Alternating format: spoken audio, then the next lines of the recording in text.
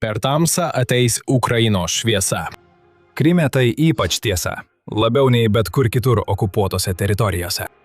Jau kelis mėnesius Ukraina vykdo Krymo izoliavimo kampaniją, paversdama okupuotą pusiasalį sala atskirta nuo Rusijos paramos. Tada atėjo 2026 m. birželio 24 naktis. Ukraina ką tik įstūmė Krymą į tamsiausią jo naktį per visą istoriją. Tačiau Rusijai viskas dar labiau pablogėja. Įvyko kažkas tamsaus, ne tik užgeso šviesos. Kažkas tikrai niūraus. Kai buvo atjungta elektra, Ukraina viską sunaikino. Pirmiausia, jūs nuvedame į Balaklavos elektrinę Sevastopolio mieste.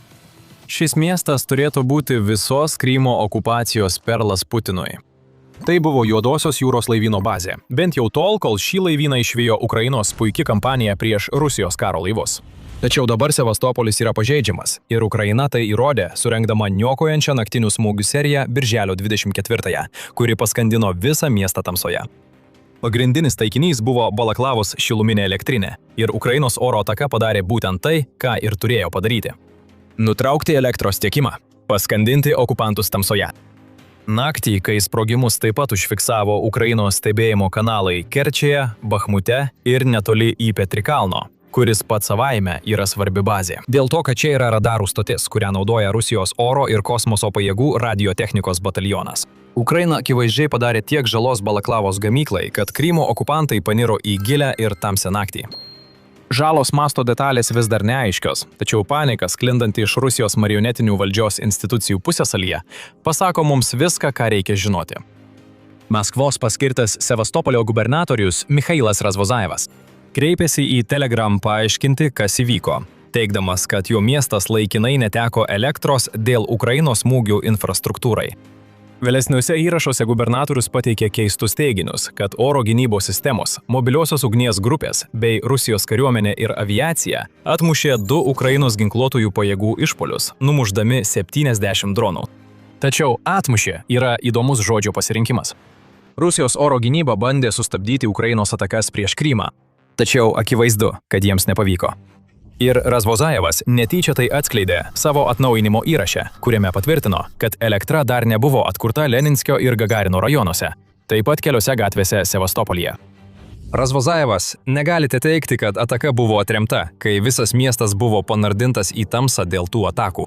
To, ko Razvozajevas nesako savo Telegram įrašuose, yra tai, kad Krymas jau turėjo elektros tiekimo problemų dar prieš Ukrainos birželio 24 smūgį. Birželio 23 dieną didžiojoje Krymo dalyje jau buvo įvesti periodiniai elektros tiekimo nutraukimai, kuriuos valdžia vadino prevencinė priemonė. Nėra visiškai aišku, ką jie iš tikrųjų turėjo užkirsti kelią. Kyiv Independent pranešė, kad šie periodiniai elektros tiekimo nutraukimai jau paveikė pusę Krymo. Ir jie neatsitiktinai prasidėjo po Ukrainos atakos prieš kuro rezervuarus, saugomus Kerčės šiluminėje elektrinėje. Įsidėmėkite Kerčę, mes dar prie jo sugrįšime. Rusijos statytinės ir okupacinės valdžios atstovas spaudai Olegas Kručkovas paaiškino situaciją sakydamas: Mes beveik kasdien matome atakas prieš Krymo energetikos infrastruktūrą. Vyksta manevravimas ir elektros paskirstimas. Įvesti prevenciniai elektros tiekimo nutraukimo grafikai. Jei Krymo elektros tinkle bus perkrova, jie bus taikomi periodiškai. Viskas priklauso nuo situacijos. Na, situacija ką tik gerokai pablogėjo. Pusiasalis, kuris daugiausia priklauso nuo Ukrainos žemyninės dalies dėl elektros tiekimo, yra atjungiamas. Ir Ukraina ką tik smogė vienai iš nedaugelio Krymo elektrinių, kad tai dar aiškiau parodytų. Nepaisant visos panikos, Razvozajevas taip pat bandė įkvėpti okupantus, kuriuos Ukraina paskandino tamsoje. Jie mūsų neišgazdins šviesos stoka. Mes esame išgyvenę ir blogesnius laikus, ir dabar taip pat atsilaikysime, pareiškė Sevastopolio gubernatorius, tuo pačiu kukliai patardamas gyventojams taupyti telefonų baterijas, jei jie nori turėti galimybę paskambinti pagalbos numeriu. Ironija. Jie mūsų neišgazdins, tikrai. Toks marionetinio gubernatoriaus tarnaujančio režimui, kuris Ukrainos elektros tinklo puolimą, ypač žiemą, pavertė vieną pagrindinių strategijų – terorizuoti Ukrainos civilius ir daryti spaudimą šalies vyriausybei, pareiškimas skamba tuščiai. Juk tik birželio 2-ąją Rusijos raketų ir dronų ataka paliko 8 Ukrainos regionus be elektros, o Rusija vykdė oro kampaniją prieš Ukrainos energetinę infrastruktūrą, dėl kurios dauguma šalies regionų buvo priversti įvesti elektros tiekimo nutraukimus, kad išgyventų žiemą. Raginimas imtis veiksmų Kryme neveiks, ypač kai jo okupantai yra priversti patirti specialiosios karinės operacijos pasekmes, apie kurią jiems buvo sakyta, kad ji jau seniai turėjo būti pasibaigusi. Tai, ką čia matėme, yra šiek tiek Ukrainos keršto, kartu su didžiulė strategijos doze, kuri skirta izoliuoti Krymą ir padaryti pusiasalį Rusijai nebeišlaikoma. Kryme vyksta pokyčiai. Tačiau blogiausia Putino ir jo parankiams yra tai, kad birželio 24 buvo tik kulminacija. Kai Sevastopolis paskendo tamsoje, Ukraina visoje Kryme surengė virtinę atakų, kurios jau ir taip blogą situaciją Rusijai pavertė dar blogesnę. Vos naktį prieš tai, kai Ukraina Krymui suteikė tamsiausią naktį, ji buvo surengusi ir įnirtingiausią atakų naktį. Įvyko atakos prieš 60 taikinių kulminaciją. Ukrainos bepiločių sistemų pajėgos pridėjo dar 2 paleidimo įrenginius, zenitinį pabūklo ir radarą prie jau birželį sunaikintų 23 Rusijos oro gynybos priemonių, praneša Euromaidan Press. Tačiau tai buvo kur kas daugiau nei tik tiek. Degalų saugyklos, 3 brangus Rusijos dronai ir daugybė kitų taikinių sudarė tuos 60, kuriems Ukrainos bepiločių sistemų pajėgos teigia smogusios prieš sukeldamos elektros tiekimo sutrikimą. Čia yra daug ką aptarti, tad likite su mumis. Netoli Bachmuto Ukraina smogė Pantsir S-1 oro gynybos sistemai. Šiek tiek toliau, Krotkinoje, Ukrainos dronai sunaikino zenitinį pabūklą ir S-300 paleidimo įrenginį. Kerče taip pat buvo smogta. Mes sakėme jums tai prisiminti ir ji neteko Nebo-U radiolokatoriaus bei daug daugiau. Ukraina taip pat nusitaikė į degalų cisternas visose okupuotose teritorijose, kurios akivaizdžiai buvo skirtos pasiekti Krymą ir padėti sušvelninti augančią kuro krizę pusiasalyje. Horlyvkoje, kuri yra Donecko srityje, Ukraina sunaikino kuro geležinkelio cisterną. Zaporožėje, netoli prie Azovsko regiono, taip pat buvo sunaikintas tiekimo transportas, o pasak Euromaidan Press, dar daug daugiau kuro ir tiekimo kolonų buvo sunaikinta tiek Kryme, tiek 4 okupuotose srityse. Ukraina taip pat sunaikino dronus Kryme, taip pat dronų pilotų mokymo centrą Debalseve. Viskas, į ką taikosi Ukraina, sulaukia smūgio. Ir po truputį Putino kontrolė Kryme silpnėja. Grįžkime prie Kerčės, nes oro gynybos sistemos sunaikinimas tame regione buvo toli gražu ne vienintelis dalykas, kurį Ukraina pasiekė per savo masinę smūgių seriją. Kyiv Post praneša, kad Ukraina taip pat smogė naftos saugyklai Kerčės jūrų uoste. Tai buvo pakartotinis smūgis. Saugykla jau degė po smūgio, įvykdyto birželio 21 dieną. Todėl Ukraina smogė dar kartą, kad ugnis ir toliau liepsnotų. Ukraina taip pat smogė naftos produktų perkrovimo ir saugojimo kompleksui Test Terminal, kurį Rusija naudoja kaip logistikos centrą, leidžiantį perkelti suskystintas gamtinės dujas ir naftos produktus į okupuotas teritorijas, įskaitant Krymą. Šių smūgių vaizdo įrašus paviešino Supernova Plus Telegram kanalas, todėl Rusija negali nieko paneigti. Buvo ir smūgis į šiluminę elektrinę, apie kurį minėjome anksčiau, per kurį buvo sunaikinta bent viena kuro saugykla. O dūmų stulpas nusidriekė beveik 50 km, kaip praneša Crimean Wind Telegram kanalas. Kyiv Post praneša, kad gaisrai kilo prie Kerčės įvažiavimo, kur Rusija dislokuoja S-300 ir S-400 oro gynybos sistemas, taip pat naudoja Naja geležinkelio stotį, kuri taip pat yra šiame mieste. Jei Kerčė jums skamba pažįstamai, tai todėl, kad šiame regione yra ir garsusis Kerčės tiltas, leidžiantis Rusijai perkelti karius ir atsargas iš žemyninės dalies į okupuotą Krymą. Eismas tuo tiltu buvo sustabdytas 7 val. Ryto tą dieną, kai Ukraina surengė masinės atakas. Gal dar šiek tiek daugiau. Ukraina taip pat smogė Naso Naja-2 elektros pastotei Sovetsko rajone Kryme. Tai patvirtino NASA Firm sistemos palydoviniai duomenys užfiksavę gaisrą toje vietoje. Taip pat liudininkų pranešimai apie stiprius sprogimus, kurie prasidėjo apie 2 val. Ryto, praneša Kyiv Post. Tas smūgis taip pat sukėlė elektros tiekimo sutrikimus. Tad po to, kas įvyko birželio 24-ąją, ten tapo dar tamsiau. Ukrainos dronai taip pat sukėlė gaisrą Arabato nerijoje. Galbūt manote, kad smūgiai jau baigėsi. Rusija tikrai būtų to tikėjusis birželio 23 ir 24, bet tai dar ne viskas. Prieš pradėdami nagrinėti viską, ką dar padarė Ukraina, atsikvėpkite akimirkai ir užsiprenumeruokite The Military Show. Jei tokios įžvalgos apie karą Ukrainoje jūs domina, mes kiekvieną dieną publikuojame panašius vaizdo įrašus. Taigi, ar esate pasiruošę sužinoti daugiau? Birželio 23 dieną Ukrainos specialiųjų operacijų pajėgos, arba SSO, paskelbė svarbę žinią socialinių tinklų platformoje Threads. Atsiprašome, bet turime oficialų ir skubų reikalą. Geležinkelio tilto per Šiaurės Krymo kanalą Kryme nebėra, sakė SSO su nemenka ironijos gaida. Tada jie užsiminė, kad parodys, kas tiksliai įvyko ir ištesėjo pažadą. paskelbė smūgio vaizdo įrašą, kuriame matyti, kaip Ukrainos dronai visiškai sunaikino tiltą. Vėl ir vėl matome vaizdą iš atskrendančių dronų, kai jie smogia taikiniams ant tilto. Po atakos pabaigos viena tilto atkarpa buvo visiškai sugriuvusi. Geležinkelio bėgiai, kuriais Rusija gabena atsargas į Krymą, buvo sunaikinti. Ir kai visa tai buvo patvirtinta operatyvininkų vietoje, Ukraina taip pat nusitaikė į remonto įrangą. Be to, smogė ir likusioms tilto dalims. Dar kartą, kad Rusija negalėtų greitai suremontuoti ir vėl pradėti naudoti tiltą. Daugiau detalių pateikė Kyiv Post. Teigiama, kad minimas tiltas buvo netoli Rozdolnos kaimo, o ataka įvyko birželio 22-ąją, nors apie ją pranešta tik kitą dieną. Taigi turime 3 iš eilės einančias dienas, kai buvo surengti niokojantys smūgiai, visi nukreipti prieš Krymo okupantus.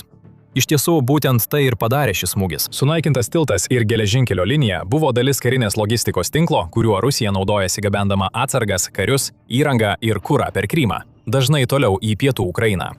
Bet čia, ar sakėme 3 dienas? Iš tikrųjų, tai beveik savaitė smūgių. Tas pats tiltas buvo apšaudytas ir dienomis prieš birželio 22-osios ataką prieš tiltą, kartu su kitais Ukrainos išpoliais, nukreiptais į perėjas, jungiančias Krymą su Ukrainos žemynu. Ir kol kalbame apie Ukrainos smūgius per pastarąją savaitę, galime pranešti ir apie keletą kitų, iš kurių ne visi susiję su Krymu. Birželio 20-ąją Ukraina smogė Tiumenės naftos perdirbimo gamyklai, kuri yra maždaug už 2000 km nuo Ukrainos sienos su Rusija. Taip pat nuo birželio 21-osios matėme pakartotinės atakas prieš Kaukazo uostą, kuris yra Rusijoje. Tai Rusijos teritorija, tačiau čia reguliariai kursuoja keltai, gabenantys tiekimą į Krymo vakarinę pakrantę. Uoste buvo pranešta apie gaisrą, o keli keltai, kuriuos Rusija naudojo kaip improvizuotus logistikos laivus, buvo apgadinti. Esame matę, kaip Ukraina anksčiau surengė didelius smūgius, bet nieko panašaus į tai. Per kelias dienas Ukraina smarkiai suintensyvino savo strategiją atkirsti Krymą nuo okupantų Ukrainos žemyne, taip pat nuo tiekimo gabenamo iš Rusijos vidaus. Oro gynyba sugriauta, naftos saugyklos dega, ištisos logistikos arterijos buvo nualintos. Ir kol kuriame šį vaizdo įrašą, didelėje Krymo dalyje vis dar nėra elektros, o rotaciniai elektros atjungimai pusiasalyje atrodo nesibaigs artimiausiu metu. Ukraina ką tik suteikė Krymui tamsiausią dieną. Tai buvo žiaurių atakų serijos kulminacija, kurių tikslas – paralyžiuoti pusiasalį. Ir šiuo metu Rusijos okupacija Kryme yra apgailėtinos būklės. Ukrainos bepiločių sistemų pajėgų vadas Robertas Brovdijus jau perdavė įspėjimą Krymo okupantams po visų šių atakų. Maskva žlugs Kryme. SBS paukščiai ir toliau atliks savo darbą. Birželio 23 dieną Telegram įrašą pareiškė Brovdijus. Ir tai buvo dar prieš išjungiant elektrą Sevastopolyje. Tačiau rusai Kryme žino, kad jis rimtai nusiteikęs. Atvirai kalbant, jie turbūt svarsto, kaip dar gali būti blogiau. Jie jau dabar susiduria su elektros tiekimo sutrikimais ir beveik kasdieniniu vis naujų ukrainietiškų dronų pasirodymų jų danguje. Be to, Ukrainos izoliacijos strategija atskiria pusiasalį nuo viso kito pasaulio. Paimkime pavyzdžiui kurą. Ukraina nebe priežasties smogia naftos saugykloms ir kuro sunkvežimiams. Kiekvieną kartą, kai dega rusiška nafta, Krymas dar labiau grimsta į kuro krizę, kuri jau apėmė visą pusiasalį. Maždaug tuo pačiu metu, kai Ukraina vykdė virtinę smūgių, Krymo valdžia įvedė griežtus kuro pardavimo civiliams apribojimus, nes mažėjantis kuro kiekis pusiasalyje yra rezervuojamas skubiosios pagalbos tarnyboms ir Rusijos kariuomeniai. Rusijos paskirtas Krymo vadovas Sergejus Aksionovas pirmiausia įvedė kuro pardavimo draudimą Sevastopolyje, o vėliau ir likusiame Kryme. Į pusiasalį vis dar patenka kuro. Kaip vienas nusivylęs vairuotojas sakė BBC, degalinėje yra benzino, bet jo neparduoda. Pasirodo, jis buvo pristatytas naktį, o dieną jie turėjo pradėti jį pardavinėti kaip įprasta, bet po Aksionovo dekreto viską uždarė. Bet tai mums rodo, kad į Krymą neatvežama pakankamai kuro. Dabar jis yra normuojamas, o paprastas žmogus pusiasalyje yra tas, kuris nukenčia. Bet koks darbas susijęs su vairavimu tapo beveik neįmanomas. Ir tai, kas turėjo būti viena patraukliausių atostogų vietų Rusijos žemyne gyvenantiems rusams, virto vieta, į kurią geriau nevykti. Kelionių užsakymų skaičius jau sumažėjo. 58% per 2 savaitės iki birželio 22 dienos praneša naujas Ukrainos balsas. Ir tai tik blogės vienam iš pagrindinių Krymo pajamų šaltinių. Traukinių ir transporto sutrikimai taip pat sukrėtė pusiasalį, praneša Kyiv Post. Pagrindinis pusiasalio geležinkelio operatorius Grand Service Express jau paskelbė, kad visi Tavre traukiniai išvykstantis iš Krymo dabar prasidės tik Kerčėje, o visi atvykstantys traukiniai baigsis ten. Visi, norintys vykti giliau į pusiasalį, turi sėsti į autobusą. Viešojo transporto maršrutai buvo sutrumpinti, o prekybos centrai apribojo savo darbo laiką. Ne tai, kad apsilankimas prekybos centre labai padeda. Birželio 9 dieną TVP World pranešė, kad Ukrainos valdžia praneša apie maisto trūkumą, nes Ukrainos atakos prieš Krymui aptarnaujančią logistiką skaudžiai atsiliepia. Taip pat negalime nesusimastyti, kiek dar ilgai Kerčėje važinės traukiniai, dabar, kai Ukraina aiškiai parodė, kad smogs šiam regionui stipriai ir pakartotinai. Taip pat yra keistesnių ženklų, kad Ukrainos Krymo izoliavimo strategija veikia. Pavyzdžiui, Aksionovas paskelbė, kad visi vaikų stovyklos bus sustabdytos bent iki rugsėjo 1-osios, esą dėl baimės dėl Ukrainos smūgių. Tačiau Ukraina netaiko smūgių civiliams. Tikroji sustabdymo priežastis yra ta, kad visoje Kryme plintanti kuro krizė pavertė autobusus, kurie veža vaikus į šias stovyklas, prabanga, kurios Krymas nebegali sau leisti. Krymas taip pat įvedė naktinį motociklų, mopedų, motorolerių, pitbaikų, keturačių ir panašių transporto priemonių draudimą. Vėlgi, tai neva turėtų kažkaip užtikrinti visuomenės saugumą, nes šių transporto priemonių keliamas triukšmas trukdo oro gynybos komandoms, kurios bando susidoroti su niekada nesibaigiančiomis Ukrainos dronų bangomis. Ir štai pats beprotiškiausias Ukrainos sėkmės Kryme ženklas – oro pavojaus sirenos buvo sustabdytos. Okupantai dabar gauna pranešimus žinutėmis ir skubius įspėjimus, kai pasirodo dronai. Tačiau tai nėra gera strategija, kai dėl planinių elektros atjungimų tampa sunku įkrauti telefonus. Olegas Kriučkovas, kuris yra Aksionovo patarėjas, sako, kad oro pavojaus sirenų naudojimas sukeltų chaosą pusiasalyje. Kodėl? Nes jos kauktų 22 valandas per parą, įskaitant 7 ar 8 kartus naktį. Todėl okupantams būtų neįmanoma gyventi tą likusį gyvenimą, kurį jie bandė susikurti pusiasalyje. Tai jau kažkas, kai Ukrainos dronų atakos tampa tokios nuolatinės ir sėkmingos, kad susidaro situacija, kai oro pavojaus sirenos nebejungiamos, nes jos kauktų visą parą. Ukrainiečių kilpa vis labiau veržėsi aplink Krymo kaklą. Tai, ką matome čia, yra blokada, kokios dar nėra buvę. Apsupti teritoriją, kad būtų užkirstas kelias tiekimui į vidų ar išorę, nėra nauja strategija. Kariuomenės ją naudoja jau tūkstantmečius, tačiau būdas, kuriuo tai daro Ukraina, dar niekada nebuvo taikytas. Tūkstančiai dronų paralyžiuoja Krymo logistiką ir palieka pusiasalį lengvų taikinių smūgiams, kuriuos Ukraina, atrodo, dabar gali vykdyti savo nuožiūrą. Ukraina visą tai paruošė unsosekliai silpnindama Krymo oro gynybą visus 2025 metus, kai kūrė vidutinio nuotolio smūgių dronų technologiją, leidžiančią dabar atakuoti Rusijos logistikos arterijas, aptarnaujančias Krymą. Dabar matome viso to sunkaus darbo kulminaciją. Birželio 24-ąją Ukraina okupuotam Krymui suteikė tamsiausią dieną per visą jo 12 metų istoriją. Dienomis iki to Ukraina Krymui suteikė pačias aršiausias dienas, kokias jis kada nors yra patyręs. Tačiau, kaip sako Brovdijus, dar daug daugiau artėja. Tamsios dienos taps visiškai juodomis, kai Ukrainos dronai užpildys dangų. O šviesa į Krymą sugrįž tik tada, kai Ukraina baigs savo darbą ir izoliacijos strategija privers okupantus masiškai palikti Krymą. Putino Krymas baigėsi. Ir jis nieko negali padaryti, kad tai sustabdytų. Rusija yra ant prarajos krašto, jos fronto pajėgos žlunga, o karinė mašina sustojo.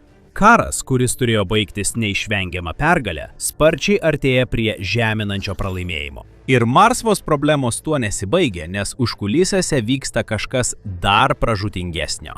Kažkas, kas gali reikšti visišką Rusijos federacijos, kokią mes ją pažįstame, žlugimą. Šalies ekonomika nebe tik byrėja, ji byra į šipulius. Rusija susidūrė su precedento neturinčia darbo jėgos krize ir artėjančia recesija, nes visi svarbiausi jos ekonominiai rodikliai juda neteisinga kryptimi. Istorija parodė, kad šalis tokioje situacijoje negali tiesiog per naktį visko pakeisti. Vietoj to jos dažnai ištisoms kartoms patiria finansinius sunkumus, kol pamažu vėl grįžta prie bent šiokio tokio stabilumo.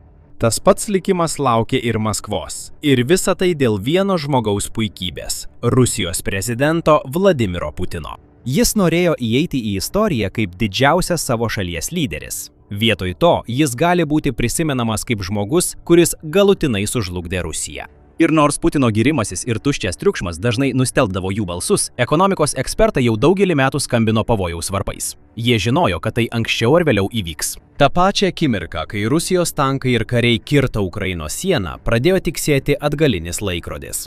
Nuo tos akimirkos Maskva žengė vienakrypčiu keliu į katastrofą. Vienintelis klausimas buvo, kiek ilgai tas kelias truks. Kiek ilgai prireiks, kol šalies iždas bus ištuštintas ir ji pradės iš tikrųjų jausti savo neapdairumo pasekmes. Na, paaiškėjo, kad tas kelias buvo ilgesnis nei daugelis tikėjosi, nes Rusijai pavyko gana gerai tvarkytis pirmaisiais konflikto metais. Net kai vadinamoji specialioji karinė operacija pasirodė esanti daug sunkesnė ir brangesnė nei iš pradžių tikėtasi, Maskva susidorojo su iššūkiu.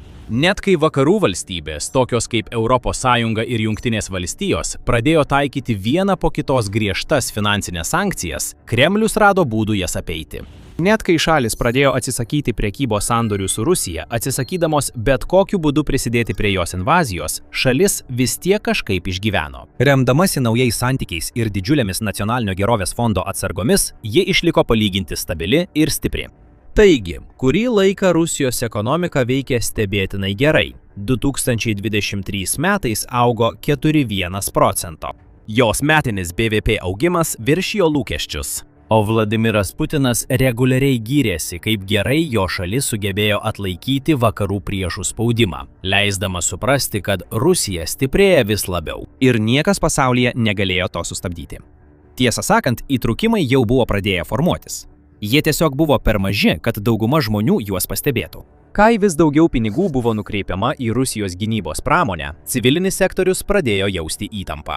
Mažesnės įmonės pradėjo sunkiai verstis, nes buvo atskirtos nuo tarptautinių rinkų, negalėdamos importuoti reikalingų produktų ir medžiagų ar eksportuoti į rinkas, nuo kurių anksčiau priklausė. Sankcijos paveikė ir paprastus žmonės. Eilinės Rusijos šeimos staiga atsidūrė be prekių ir paslaugų, kurias anksčiau laikė savaime suprantamomis. Net aukščiausiose sluoksniuose Maskvos oligarchai ir elitas stebėjo, kaip jų tarptautinis turtas buvo įšaldytas, o milžiniškos turtų sumos sumažėjo. Tačiau visa tai Putinui nelabai rūpėjo. Jis galėjo tiesiog parodyti ekonominius grafikus kaip įrodymą, kad jo šaliai sekasi visai neblogai. Metai bėgo ir nors daugelis vakarų ekspertų toliau pabrėžė, kad Rusijos ekonomika tuoj sugrius kaip kortų namelis, Maskva ir toliau rodė, kad šie lūkesčiai nepasitvirtina. Kurį laiką atrodė, kad šalis iš tiesų gali daryti, ką tik nori, nepatirdama jokių rimtų pasekmių, kurios galėtų ją priversti sustoti. Tačiau galiausiai situacija pradėjo keistis ir keitėsi greitai. 2025 metais Rusijos BVP augimas smarkiai sumažėjo. Tada 2026 metų pirmąjį ketvirtį BVP augimas iš tikrųjų tapo neigiamas. Tai buvo pirmas kartas nuo 2022 metų ir tai galbūt buvo aiškiausias ženklas, kad šalies ekonomika pagaliau pradeda jausti spaudimą. Staiga net Putinas pradėjo panikuoti, reikalaudamas paaiškinimų iš Centrinio banko ir ragindamas Rusijos finansų vadovus greitai sugalvoti sprendimus, kaip pakeisti šią tendenciją. Tačiau prezidento košmaras tik prasidėjo. 2026 metams tęsiantis, Rusijos ekonominiai rodikliai tik blogėjo. Verslo aktyvumo sumažėjo.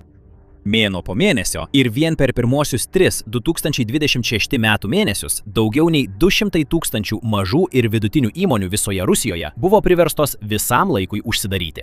Tai nepaprastai didelis skaičius ir jis tik didės. Ekspertai prognozuoja dar daugiau uždarimų artimiausiais mėnesiais.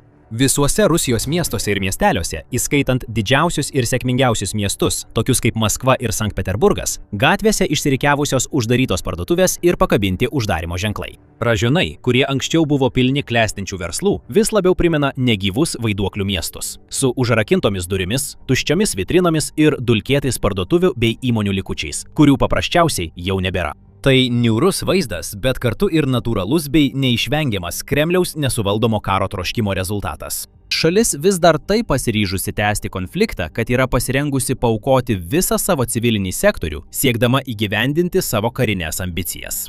Jos karinės išlaidos išaugo ir 2025 metais pasieks 15,5 trilijono rublių, 190 milijardų dolerių, o 2026 metais tikimasi panašios sumos – apie 14,9 trilijono rublių. Tai sudaro 40% viso federalinio biudžeto. Tačiau kai tiek daug savo ribotų lėšų skiri kariuomeniai, nelieka daug pinigų viskam kitam – infrastruktūrai, viešosiams paslaugoms, statybos ir plėtros projektams ir panašiai. Dėl to Rusija atsidūrė keistoje, beveik paradoksalioje situacijoje, kai per vieną naktį gali paleisti $100 milijonų vertės dronų ir raketų į Ukrainą. Tuo pat metu šimtai tūkstančių šalies įmonių bankrutuoja, o civilinis sektorius nyksta. Rusijos verslininkai praneša apie augančias išlaidas, didėjančias palūkanų normas, mažesnę paklausą nei bet kada anksčiau, nes Rusai paprasčiausiai nebegali sau leisti tiek išlaidauti, kiek anksčiau. taip pat ir didesnius mokesčius. Daugeliu jų tai yra per sunku pakelti, todėl daugelis nusprendžia nutraukti veiklą. Šalies biudžeto deficitas taip pat pasiekė neregėtas aukštumas ir prognozuojama, kad iki 2026 metų pabaigos jis išaugs iki 3 trilijonų rublių, tai yra 36 milijardų dolerių. Taip tęstis negali, tai nei iš tolo nėra tvaru. Net ir Rusijos pareigūnai, kurie paprastai linkę paklusti oficialiai linijai ir sakyti Putinui tai, ką jis nori girdėti, tai pripažįsta. Pavyzdžiui, Antonas Tabakas, pagrindinis ekonomistas iš Expert RA, seniausios Rusijos kredito reitingų agentūros, neseniai pasakė, kad ekonomika neatvėso, ji užšalo. Daugelis sektorių jau dantimis kalena iš šalčio. Rusijos centrinis bankas taip pat įspėjo, kad recesija jau nebėra tolima perspektyva, o beveik ant slenksčio esanti realybė. Kai kurie analitikai mano, kad ji gali prasidėti jau metų pabaigoje, jei šalis ir toliau patirs tokius ekonominius sunkumus. BVP prognozijos taip pat pablogėjo, o kai kurie pareigūnai netgi pradėjo atvirai kritikuoti Kremlių. Pavyzdžiui, Renatas Sulimanovas, valstybės dūmos atstovas iš Sibiro, neseniai davė atvirą interviu, aiškiai pareikšdamas, kad karas yra nepakeliama našta ekonomikai ir jį reikia kuo greičiau užbaigti. Visiškai aišku, kad ekonomika negali atlaikyti užsitęsusios specialiosios operacijos misijos tęsimo. Oficialiai 40% federalinio biudžeto skiriama gynybai ir saugumui. Apie kokią plėtrą, investicijas ar kapitalo išlaidas galime kalbėti. Nei tankai, nei sviediniai neturi vartojamosios vertės. Ekonomika juos gamina, bet gyventojai jų negali vartoti. Tai yra grynos išlaidos.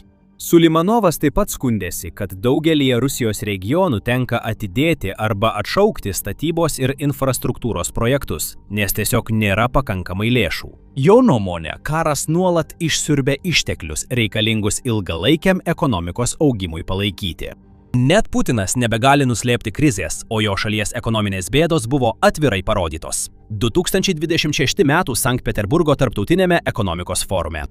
Tačiau prieš gilindamiesi į tai, jei norite daugiau tokių įžvalgų, būtinai užsiprenumeruokite The Military Show. Mes taip viską paaiškiname kiekvieną savaitę. Tarptautinis ekonomikos forumas dažnai vadinamas Rusijos Davosu. Tai metų laikas, kai Rusija gali pademonstruoti savo ekonominę galią investuotojams ir prekybos partneriams iš viso pasaulio. Prabangus ir žavingas kelių dienų susitikimas, kuriame dalyvauja kai kurie žymiausi pasaulio pareigūnai, žiniasklaidos asmenybės ir įmonių vadovai. Tačiau 2026 metų šis kadaise didingas renginys tik parodė, kaip smarkiai Rusija nusmuko. Pirmiausia, dar net neprasidėjus renginiui, Ukraina pateko į antraštes, smogusi 2 svarbioms vietoms pačiame Sankt Peterburge – pagrindiniam naftos terminalui ir karinio jūrų laivyno bazei. Dėl to dūmais apniukęs dangus ir nerami atmosfera pasitiko svečius, kai jie plūdo į Expo Forum konferencijų ir parodų centrą, kuriame vyko tarptautinis ekonomikos forumas. Galbūt kai kurie vis dar puoselėjo viltį, kad Rusija galėtų pakeisti situaciją, kad ji netrukus išsklaidys jų abejones ir nuramins baimės, arba kad pats Putinas išeis į sceną ir atskleis, kaip stipriai sekasi šalies ekonomikai. Tačiau nieko iš to neįvyko. Vietoj to, renginio pradžioje Kremliuje dirbantis pareigūnas Maksimas Orechinas buvo priverstas atsakyti į klausimą, ar Rusijos ekonomika ir toliau bus atskirta nuo vakarų pasaulio.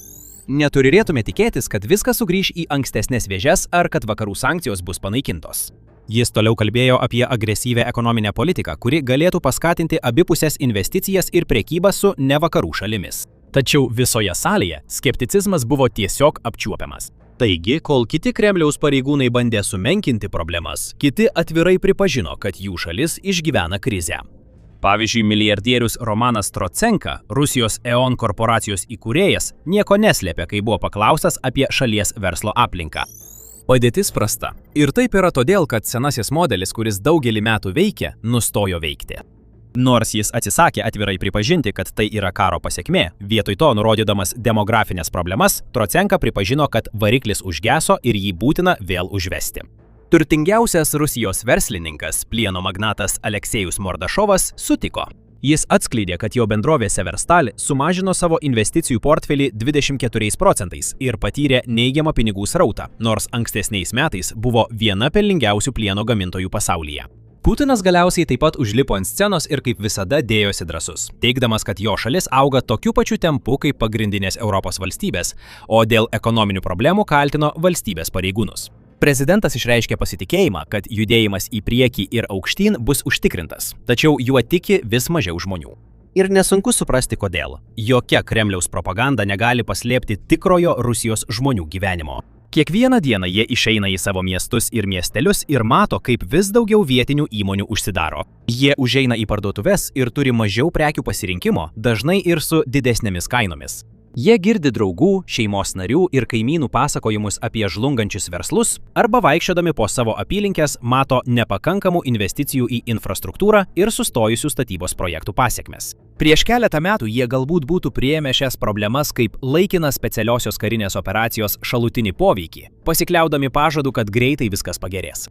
Dabar karas tęsiasi jau keletą metų ir niekas negerėja. Iš tiesų, viskas ženkliai blogėja ir yra daugybė ženklų, rodančių, kad Rusija dar nepasiekė dugno.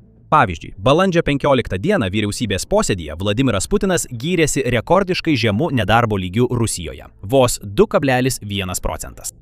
Jam tai buvo geras dalykas. Tai įrodė, kad šalis veikia, nes tiek daug žmonių turi darbą. Tačiau Vladimiro Putino analizė buvo paviršutiniška. Jis matė tik skaičių, bet ne pagrindinę priežastį. Iš tikrųjų, žemas nedarbo lygis Rusijoje nėra tai, kuo Vladimiras Putinas galėtų didžiuotis. Tai yra darbo jėgos krizės, kurią sukėlė jo karas, simptomas. Šalies centrinio banko vadovė Elvyra Nabiulina tai pripažino jau kitą dieną, sakydama Maskvos biržoje, kad darbo jėgos trūkumas yra vienas iš pagrindinių veiksnių silpninančių šalies ekonomiką. Ji teigia, kad dėl to, jog įmonės konkuruoja dėl tokio mažo darbuotojų skaičiaus, jos yra priverstos siūlyti didesnius atlyginimus ir geresnės socialinės garantijas. Kad galėtų sau leisti šias paskatas, jos turi kelti savo prekių ir paslaugų kainas, o tai lemia nuolat didėjančias pragyvenimo išlaidas gyventojams. Centrinis bankas bandė suvaldyti infliaciją, padidindamas palūkanų normas iki stulbinančių 14,5%. Tačiau situacija greitai slysta į pavojingą teritoriją. Ir visa tai susiję su karu. Na, daugiau nei 1 milijonas rusų iki šiol buvo nužudyti arba sužeisti kare. Daugelis jų buvo darbingo amžiaus vyrai, kurie galėjo prisidėti prie ekonomikos. Jie galėjo pradėti savo verslus įvairiose pramonės šakose arba prisidėti prie visuomenės kitais būdais, dirbdami tokiose sritise kaip statyba, žemės ūkis ir logistika. Vietoj to jie buvo išsiųsti mirti į Ukrainą, panaudoti kaip patrankų mėsa karo mašinai, kuri niekur neveda. Dėl karo migracija taip pat smarkiai sumažėjo. Kaip ir daugelis kitų šalių, Rusija bėgant metams vis labiau ėmė pasikliauti migrantais darbuotojais. Ypač todėl, kad jos vietinė gyventojų populiacija nuo 1992 metų nuolat mažėja. Ji atsivežė milijonus žmonių, daugiausiai iš Vidurio Azijos šalių, tokių kaip Uzbekistanas ir Tadžikistanas, kad papildytų darbo jėgą.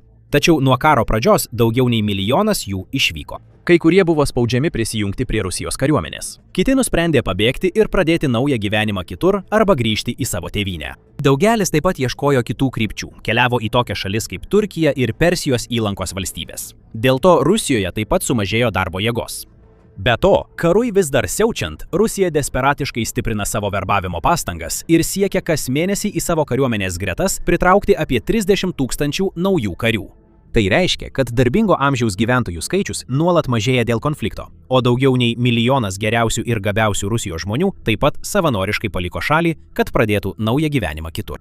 Galiausiai Rusijos gynybos pramonė tapo tokia didelė ir įtakinga, kad ji sugeria likusius darbuotojus. Todėl vis mažiau žmonių lieka dirbti svarbiuose sektoriuose, tokiuose kaip sveikatos apsauga, švietimas ir gamyba. Galutinis rezultatas yra tas, kad nors gynybos sektorius gali klestėti, visos kitos Rusijos pramonės šakos stengiasi išgyventi. Ir ne viena šalis negali išsilaikyti vien tik gynybos sąskaita. Žmonėms reikia kelių, ligoninių, mokyklų ir viešojo transporto. Jiems reikia mažmeninių prekių ir paslaugų. Jiems reikia ūkininkų auginančių pasėlius ir pristatymo įmonių gabenančių būtiniausius daiktus iš vienos vietos į kitą, ypač tokioje didelėje šalyje kaip Rusija. Jiems reikia, kad gyvenimas funkcionuotų ir tęstųsi, nepaisant to, ar karas vyksta už 100 ar net 1000 mylių nuo jų. Vladimiras Putinas. Tačiau atrodo viso to pamiršo. Jis visiškai apsėstas karo. Tiek, kad niekas daugiau jam nerūpi. Kaip neseniai interviu Sky News metu paaiškino žymus karinis analitikas profesorius Michaelas Clarkas, Rusijos vadovui mūšio laukas tapo vieninteliu rūpimu dalyku. Visi įrodymai rodo, kad Vladimiras Putinas daugiau nieko nedaro vidaus fronte. Jis kaip visi karo vadai, jis karo vadas ir yra apsėstas karo, ir jis per daug kišasi, kaip ir Hitleris. Jis nurodo generolams, ką jie turėtų ir ko neturėtų daryti. Didžioji dalis jo laiko skiriama tam, ką jis laiko karo valdymu, nes tai yra jo karas. Tai yra jo vieta istorijoje. Gerai ar blogai? Jis arba bus prisimenamas kaip dar vienas didis Rusijos lyderis, ko jis ir siekia, arba bus prisimenamas kaip visiška katastrofa Rusijai. Vis daugiau įrodymų rodo į antrąją iš šių dviejų galimybių. Vladimiras Putinas ne tik sugriovė savo paties galimybės patekti į istoriją kaip ikoniškas lyderis, kuriuo jis save laiko, bet ir sugriovė Rusijos perspektyvas pasiekti bet kokią sėkmę ar ekonominį augimą artimiausiams metams, jei ne dešimtmečiams. Jo užsispyrimas leido šiam karui tęstis per ilgai. Jo neapdairumas lėmė, kad gynybos išlaidos išaugo iki netvaraus lygio. Jo švaistūniška taktika ir nesugebėjimas koordinuoti kampanijos lėmė absurdiškai didelį žuvusiųjų ir nuostolių skaičių. Ir dabar, nepaisant visų įrodymų ir ženklų, kurie šaukia jam sustoti, jis dar labiau užsispiria, kiša dar daugiau pinigų į karą, visiškai apleisdamas pagrindinius ramsčius, kurie būtini bet kokiai šiuolaikiniai visuomeniai ilgalaikiam funkcionavimui. Jis įtraukė Rusiją į gilią, tamsią duobę be išeities. Nes jei karas baigtųsi rytoj, visos tos nepelnytai apleistos pramonės šakos staiga neatgimtų. 2025 m. vasarą Ukraina pradėjo operaciją Voratinklis. Įspūdingi dronų smūgiai, kurie buvo įvykdyti, sukrėtė Rusiją iki pat širdies gelmių ir parodė, kad karas, kurį Rusija pradėjo su Ukraina, atsigręžė prieš pačią Rusiją. Ko tuo metu nežinojome, tai kad operacija Voratinklis buvo tik pradžia. Artėjo kažkas daug didesnio. Iš tikrųjų, tai vyko tiek prieš, tiek po operacijos Voratinklis. Tik Ukraina viską laikė paslaptyje. Ukraina pradėjo itin slaptą operaciją Voratinklis 2.0, kuri paliko Rusijos techniką degančią visoje Ukrainoje, kai Ukrainos mašinos smogė su visu įniršiu. Dabar turime visas detalės. Pradėsime nuo pagrindinės statistikos. Per slaptą operaciją, kurią Ukraina pavadino operacija Ašan, buvo sunaikinta daugiau nei 1000 Rusijos artilerijos sistemų ir šarvuotų transporto priemonių. Ši dviejų etapų kampanija visiškai nusiaubė Rusiją tiek fronto linijose, tiek užnugaryje. Ir niekas net nežinojo, kad tai vyksta, kol Ukrainos gynybos ministras Mikhailo Fedorovas neatskleidė jos egzistavimo per birželio 30-osios renginį Brave One Advantage. Koncepcija buvo naudoti specialiai sukurtus bombonešės dronus, kuriuos palaikė efektyvi žvalgyba. Tai leido mums aptikti ir smogti tankams, šarvuotiems transporteriams, kitiems šarvuočiams ir artilerijai. Vos per kelias naktis buvo sunaikinta daugiau nei 800 priešo technikos vienetų. Po to rusai 6 mėnesius neatliko nė vienos mechanizuotos puolimo operacijos, pareiškė Fedorovas, kalbėdamas apie kampaniją, kurios metu Ukraina nekartą taikėsi į Rusijos objektus, esančias daugiau nei 50 km už fronto linijos. Tai beprotiška.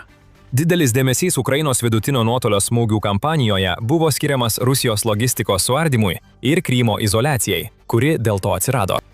Tačiau kol visa tai vyko, Ukraina vykdė atskirą operaciją tiesiai mums po nosimi, kuri gali būti nemažiau pražūtinga Putinui ir jo ambicijoms, nei logistikos blokada, silpninanti jo kontrolę Kryme. Štai ką iki šiol žinome.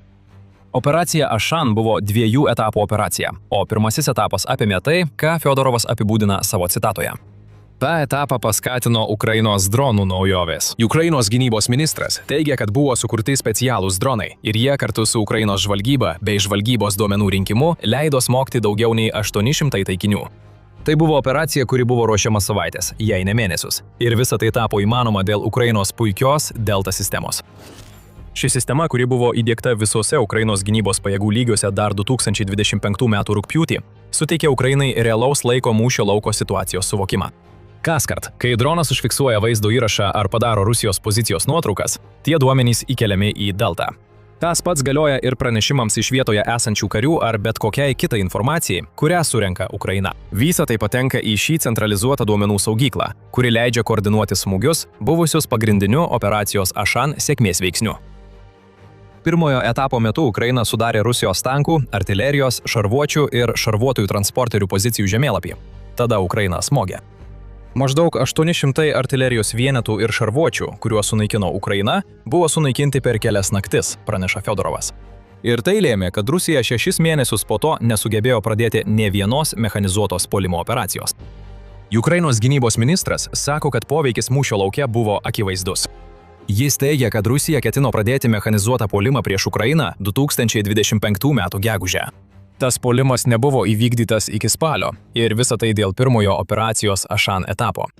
Tai meta visiškai naują šviesą į tai, ką matėme 2025 m. vasarą ir ankstyvą rudenį. Galbūt prisimenate, kad dar rugsėjį pasirodžiusiose ataskaitose buvo teigiama, Rusija negali pradėti mechanizuotų puolimų. Antroje 2025 metų pusėje Rusija perėjo prie infiltravimosi strategijos. Vietoj šarvuotų puolimų ji pradėjo slapta siųsti į Ukrainos teritoriją dalinius, kuriuose buvo vos po 2 karius. Tuo metu tai buvo laikoma pavojinga nauja Rusijos strategija. Dabar mes žinome tiesą. Pradinė operacijos Ašan fazė paliko Putinui vienintelę išeitį – pasikliauti infiltrantais. United 24 Media pateikė šiek tiek daugiau informacijos apie pirmąją fazę. Jode teigiama, kad operacijos metu Ukraina iš viso smogė 949 taikiniams. Visi jie buvo daugiau nei 50 km už fronto linijos. Panašu, kad apie 800 taikinių, apie kuriuos kalba Fedorovas, buvo tie objektai, kuriuos Ukraina sunaikino, o likę maždaug 150 taikinių buvo apšaudyti, bet nesunaikinti. United 24 Media dėka taip pat žinome, kad operacijoje dalyvavo Ukrainos Lazar ir Nemesis padaliniai. Abu šie padaliniai yra vieni iš įgudusiausių ir garsiausių tarp visų Ukrainos dronų padalinių. Ypač Lazar grupė nuo pat Putino invazijos pradžios padėjo pamatus Ukrainos dronais grįstai strategijai ir yra atsakinga už daugiau nei 13 milijardų dolerių vertės rusiškos technikos sunaikinimą. Šios grupės vadovas, pulkininkas Pavlo Jelizarovas, dabar yra Ukrainos oro pajėgų vado pavaduotojas ir vadovauja Ukrainos priešdroninio skydo kūrimui, kuris tikimasi apsaugos nuo Rusijos tolimųjų nuotolių dronų atakų. Tačiau galbūt dabar jums kyla klausimas. Vaizdo įrašo pradžioje sakėme, kad Ukraina sunaikino daugiau nei 1000 šarvuotų transporto priemonių ir artilerijos sistemų. Tačiau iki šiol kartojame skaičių – 800. Net ir 949. Taikiniai, kuriuos nurodo United 24 Media, nėra visai tiek daug. Sveiki atvykę į antrąją operacijos Pelenai fazę. Tai buvo niokojančio smūgio Rusijos puolamajai galiai kulminacija, dėl kurios bendras skaičius perkopė 1000. Pirmoji Ukrainos niokojančios operacijos fazė, atrodo, buvo įvykdyta kažkuriuo metu per pirmąją 2025 metų pusę. Nors Fedorovas nepateikė jokių detalių, tik pažymi, kad tai paveikė Rusijos planus 2025 metų gegužę. Tačiau apie antrąją fazę žinome daug daugiau, pradedant nuo to, kada ji prasidėjo. 2026 metų birželis buvo tas laikas, kai Ukraina pradėjo antrąją Ašan operacijos fazę. Ir šį kartą ji pasirinko strategiškesnį požiūrį į pasirinktus taikinius. United 24 Media pranešė, kad Ukraina antrąją fazę sutelkė į artilerijos sistemas ir atakavo 4 pagrindiniuose Ukrainos regionuose, kuriuose visi susiduria su Rusijos bandymais žengti į priekį sausumoje. Tie regionai buvo Doneckas, Chersonas, Starobilskas ir Zaporižė. Ir visos Rusijos pozicijos tuose regionuose patyrė Ukrainos dronų ugnies audrą, kurios vienintelis tikslas buvo sunaikinti kuo daugiau artilerijos. Jiems pavyko. Antrosios operacijos Ašan fazės pabaigoje Ukraina smogė dar 231 taikiniui ir patvirtino, kad 171 iš jų buvo sunaikintas. Perimti Rusijos ryšiai ir objektyvios kontrolės vaizdo įrašai, kurie neišvengiamai buvo įkelti į Deltą, patvirtino rezultatą. Ir jau pirmąją antrosios fazės dieną poveikis buvo juntamas. Rusijos aktyvumas keliose fronto regionuose sumažėjo nuo 30 iki 81%, priklausomai nuo to, kur Ukraina matavo. Operacijos Ašan pabaigoje Ukraina oficialiai buvo smogusi 1180 taikinių, iš kurių dauguma buvo sunaikinti, praneša United 24 Media. Labai daug to, ką Ukraina padarė gindamasi nuo Rusijos, buvo įspūdinga. Tačiau operacija Ašan turi būti laikoma viena įspūdingiausių operacijų, kurias Ukraina iki šiol pradėjo. Ir ji prilygsta operacijoms Voratinklis pagal koordinavimą ir vadovavimo kokybę, kurių reikėjo jai įvykdyti. Žinoma, Voratinklis galbūt labiau patraukė dėmesį, ypač todėl, kad jos metu Ukraina slapta įskraidino dronus į Rusiją ir sunaikino kai kuriuos svarbiausius strateginius bombonešius Rusijos arsenale. Tačiau kalbant apie efektyvumą fronte, operacija Ašan turėjo kur kas didesnį ir greitesnį poveikį Ukrainos kampanijai. Bet prie to dar prieisime. Yra dar vienas dalykas apie operaciją Ašan, kurio dar nepaminėjome. Pasak Fjodorovo, antrojo operacijos etapo metu Ukraina panaudojo naujo tipo droną, sukurtą specialiai Rusijos artilerijos vamzdžiams naikinti. Tai teigiama birželio 17-osios United 24 Media pranešime, kuriame cituojamas Fedorovas. Ukrainos gynybos ministras mažai ką atskleidė apie naujo tipo droną, tačiau pabrėžė, kad Rusijos artilerijos išjungimas naudojant įprastus iš dronų numetamus užtaisus yra itin sudėtingas ir dažnai nėra toks efektyvus, kokio reikia Ukrainai. Tokiu būdu pažeistą artileriją dažnai galima suremontuoti, sako Fedorovas. Todėl tokie dronų smūgiai duoda tik laikiną naudą. Norėdami išspręsti šią problemą, Ukrainos inžinieriai sukūrė naujo tipo šaudmenis operacijai Ashan, kurie ne tik taikosi į Rusijos artilerijos vamzdį, bet ir yra pakankamai galingi, kad praplėštų vamzdį taip, jog artilerijos vienetas niekada daugiau negalėtų būti naudojamas. Buvo sukurtas specialus sviedinys ir vos per 2 naktis buvo sunaikta 250 Rusijos artilerijos vienetų. Kiekvienu atveju yra vaizdo įrašų patvirtinimas, tiek te pasakė Fedorovas. Be to mes daug nežinome apie Ukrainos vamzdžių naikintuvą ir tikriausiai taip yra geriausia. Kuo mažiau Ukraina kalba apie savo naująjį šaudmenį, tuo didesnė tikimybė, kad ateityje jie galės įvykdyti dar vieną operacijos Ashan etapą, o Rusija nieko negalės padaryti. Ir tai atveda mus prie pagrindinio klausimo. Kodėl operacija Ashan yra svarbi?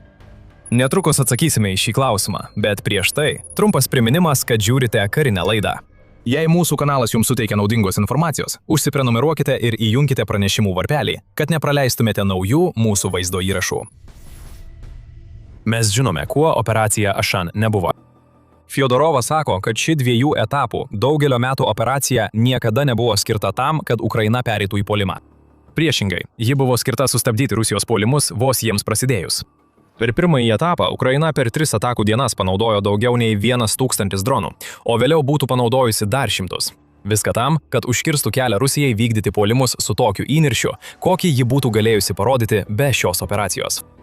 Ar kuri nors iš kontrpuolimų, kuriuos matėme Ukrainą pradėjus 2026 metais, buvo paremta operacija Ashan ir tai, kad ji susilpnino Rusijos pajėgas? Galbūt, bet tai niekada nebuvo pagrindinis tikslas. Pagrindinis tikslas buvo tas, ką tik paminėjome – užtikrinti, kad Rusija negalėtų smogti Ukrainos miestams ir gynybai taip stipriai, kaip norėtų.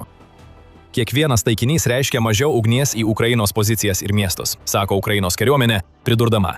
Kiekviena tokia operacija silpnina priešą ir priartina tą akimirką, kai jis praranda galimybę primesti savo sąlygas mūšio lauke. Kitaip tariant, tai buvo apie išgyvenamumą abiejose etapuose. Rusija tikrai nemažina savo sausumos puolimų tempo, net ir po antrojo operacijos Ashan etapas. Kaip pranešė Pravda Liepos 1, per pastarąsias 24 valandas Rusija ir Ukraina susirėmė 256 kartus visoje fronte. Intensyviausi šie susirėmimai vyko Pokrovsko ir Sloviansko sektoriuose. Abu jie yra Donecko regione, kurį Ukraina taikėsi per antrąjį etapą. Būtent šiame dideliame susirėmimų skaičiuje matome tikrąją operacijos Ashan esmę. Putinas vis tiek būtų įsakęs visas šias atakas. Nesvarbu, ar jo kareiviai turi šarvuotę ir artileriją ar ne. Tačiau Ukrainai tai reiškia viską, nes Rusija taip vykdo sausumos karą. Ypač artilerija yra pagrindinė Rusijos karo vykdymo dalis. Daug kalbėta apie nuolatinius Rusijos raketų ir dronų išpuolius prieš Ukrainą. Tačiau kai kalbama apie realią Rusijos pažangą sausumoje, artilerija yra svarbiausia. Karališkasis jungtinių tarnybų institutas pažymi, kad Rusija artileriją naudoja kitaip nei vakarų pajėgos. Vakarų armijos paprastai naudoja artileriją, kad padėtų manevruoti, o Rusijos pajėgos dažniausiai manevruoja tam, kad galėtų užimti pozicijas ir apšaudyti gynybinės pozicijas artilerija. Šis esminis požiūrio skirtumas yra labai svarbus, kad Ukraina galėtų jam pasipriešinti. Rusijai artilerija yra pagrindinė ugnies jėga, kurią jos pajėgos gali panaudoti artimuose kovose dėl teritorijos. Visi Rusijos jungtinė ginkluotųjų pajėgų elementai yra organizuoti aplink artilerijos dalinius, kurie išdėstyti taip, kad galėtų nuolat apšaudyti Ukrainos gynybą. Paprastai tie artilerijos daliniai eina į frontą, kad teiktų ugnies paramą puolimų metu, o tada atsitraukia į teritoriją, kuri turėtų būti saugi. Ukraina tai žino. Ir abi operacijos Ashan fazės buvo sukurtos tam, kad neutralizuotų šį Rusijos kariavimo būdą. Kai Ukrainos kariuomenė kalba apie tai, kad patiria mažiau Rusijos artilerijos ugnies, tai tapo įmanoma dėl masinio tos artilerijos sunaikinimo per operaciją Ashan. Rusijai tai reiškia, kad puolimai nevykdomi taip, kaip yra apmokyta visa jos kariuomenė. Artilerijos negalima naudoti nuolatiniai ugnies paramai, nes jos paprasčiausiai nėra ką perkelti į pozicijas.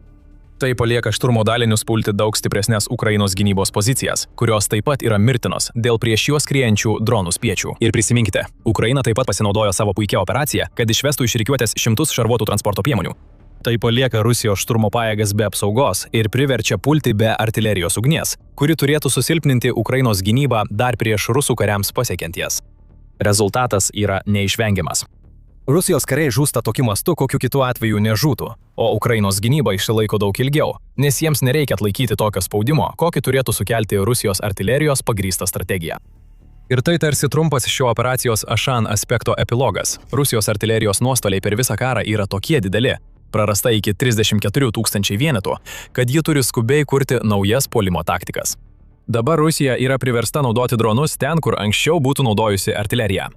Žinoma, FPV dronų naudojimas Rusijai nėra naujiena, tačiau anksčiau net ir tie dronai veikia kaip artilerijos pagalbininkai. Dabar jie turi užimti pagrindinę vietą. Tai ateityje gali sukelti problemų Ukrainai. Rusijai didinant dronų gamybą, ypač sunkiųjų bombonešių dronų, kurie pagal ugnies galią yra artimiausi artilerijos sviediniams, ji įgis tokį tikslumą, kokio artilerija negalėjo pasiūlyti. Tačiau Ukraina yra gerokai priekyje Rusijos, kai kalbama apie dronus. Ir tai mus atveda prie antrosios priežasties, kodėl operacija Ašan yra tokia svarbi. Tai parodo, kokia didelė yra Ukrainos pranašumas dronų srityje ir kiek ilgai ji išliko per didžiąją karo dalį. Praktiškai visi taikiniai, kuriuos Ukraina atakavo per operaciją Ašan, buvo atakuoti Ukrainos dronais, kas parodo, kiek toli Ukraina yra priekyje Rusijos, kai kalbama apie dronų naudojimą tiksliems smūgiams. Rusija tik dabar pradeda daryti tą patį fronte, ir tai vyksta tik po to, kai Ukraina jau padarė tiek daug žalos jos artilerija grindžiamai strategijai. Tačiau Rusijai dar toli iki to, kad galėtų pasivyti Ukrainą. Ukraina pirmauja kiekiu ir technologijas. Birželio 11-ąją Ukrainos ginkluotųjų pajėgų vadas Oleksandras Syrskis paskelbė, kad gegužę Ukraina smogė beveik 180 000 karinių taikinių, iš kurių daugumą atakavo dronai. Ukrainos FPV dronų dabar mūšio lauke yra 1,5 karto daugiau nei Rusijos FPV dronų. Ir šis skirtumas tik didėja. Vidutinio nuotolio Ukrainos smūginių dronų atsiradimas taip pat reiškia, kad bet kuriuose būsimuose operacijos Ašan etapuose Ukraina smogs dar giliau nei anksčiau. Per pirmuosius 2 etapus Ukraina smogė atikiniams esantiems daugiau nei 50 km nuo fronto linijos. Dabar Ukrainos vidutinio nuotolio smūginiai dronai gali nuskristi 200 km ar daugiau. Jie jau tai daro, kad sužlugdytų Rusijos logistiką užnugaryje. Jei Rusija nuspręstų atitraukti savo artileriją į tokį atstumą, ji vis tiek nebūtų saugi. Ir štai esmė, artilerija jau yra nenaudinga 50 km atstumo, ką jau kalbėti apie 200 km. Kadangi Ukrainos bepiločių pranašumas auga, Rusija turi dar labiau atitraukti savo artileriją, todėl ji tampa nereikšminga. Kalbant apie dronus, Ukraina taip pat gerokai lenkia Rusiją dronų technologijų ir taktikos srityje. Kol Rusija stengiasi perimti Ukrainos metodus, praradusi tiek daug artilerijos, Ukraina jau naudoja dronų perėmėjus, kad sunaikintų rusiškus Shahed tipo dronus dar prieš jiems nukrentant į miestą. Daugelis dronų, kuriuos Ukraina paleidžia fronte ir vidutiniu nuotoliu, dabar naudoja dirbtinį intelektą, kelioniai ir automatiniam taikinių atpažinimui. Ši galimybė dažnai pašalina palydovinę navigaciją iš lygties, o tai taip pat reiškia, kad Rusijos elektroninės kovos sistemos neturi signalų, kuriuos galėtų slapinti. Rusija teigia, kad ji naudoja dirbtinį intelektą panašiems tikslams. Ukrainos rezultatai yra kur kas akivaizdesni, o tai leidžia manyti, kad Rusija išpučia savo dirbtinio intelekto galimybės, matydama, kaip Ukrainos dronai veikia daug geriau. Operacija Ašan parodo mums tikrai skirtumą tarp šalių bepiločių technologijų srityje. Kadangi Ukraina ir toliau diegia naujoves, tikėtina, kad pamatysime ir trečiąją fazę. Tikriausiai tokią pat nepaskelbtą kaip ir pirmosios 2, kurios Rusija taip pat nesugebės sustabdyti. Kas žino, kitos fazės mastas galėtų būti išplėstas iki Rusijos bepiločių operacijų objektų, taip neutralizuojant Rusijos prisitaikymą prie savo artilerijos problemų. Aišku viena, bepiločiai orlaiviai buvo pagrindinis veiksnys, leidęs Ukrainai pakeisti karo eigą. Operacija Ašan dabar yra vienas aiškiausių pavyzdžių, kaip buvo pasiektas šis lūžio momentas. Rusija žino, kad dar daugiau ateina.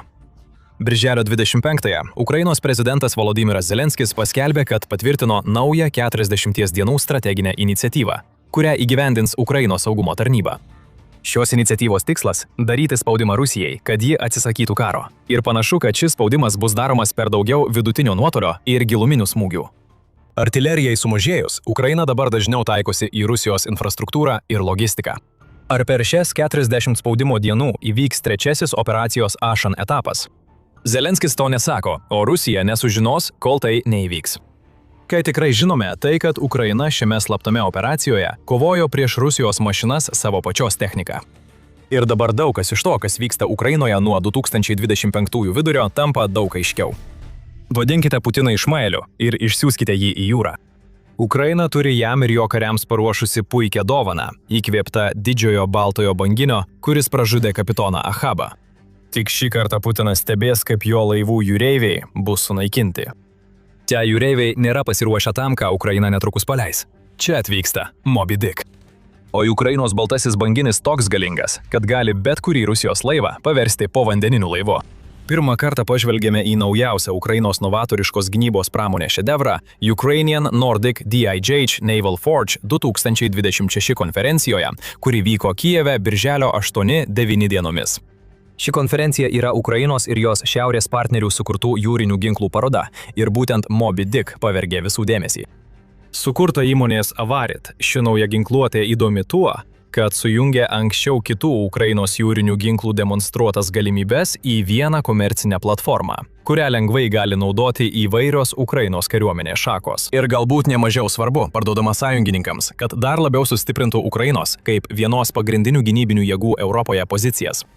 Ir svarbiausia, Moby Dick nėra tik koncepcija, jis jau paruoštas naudoti.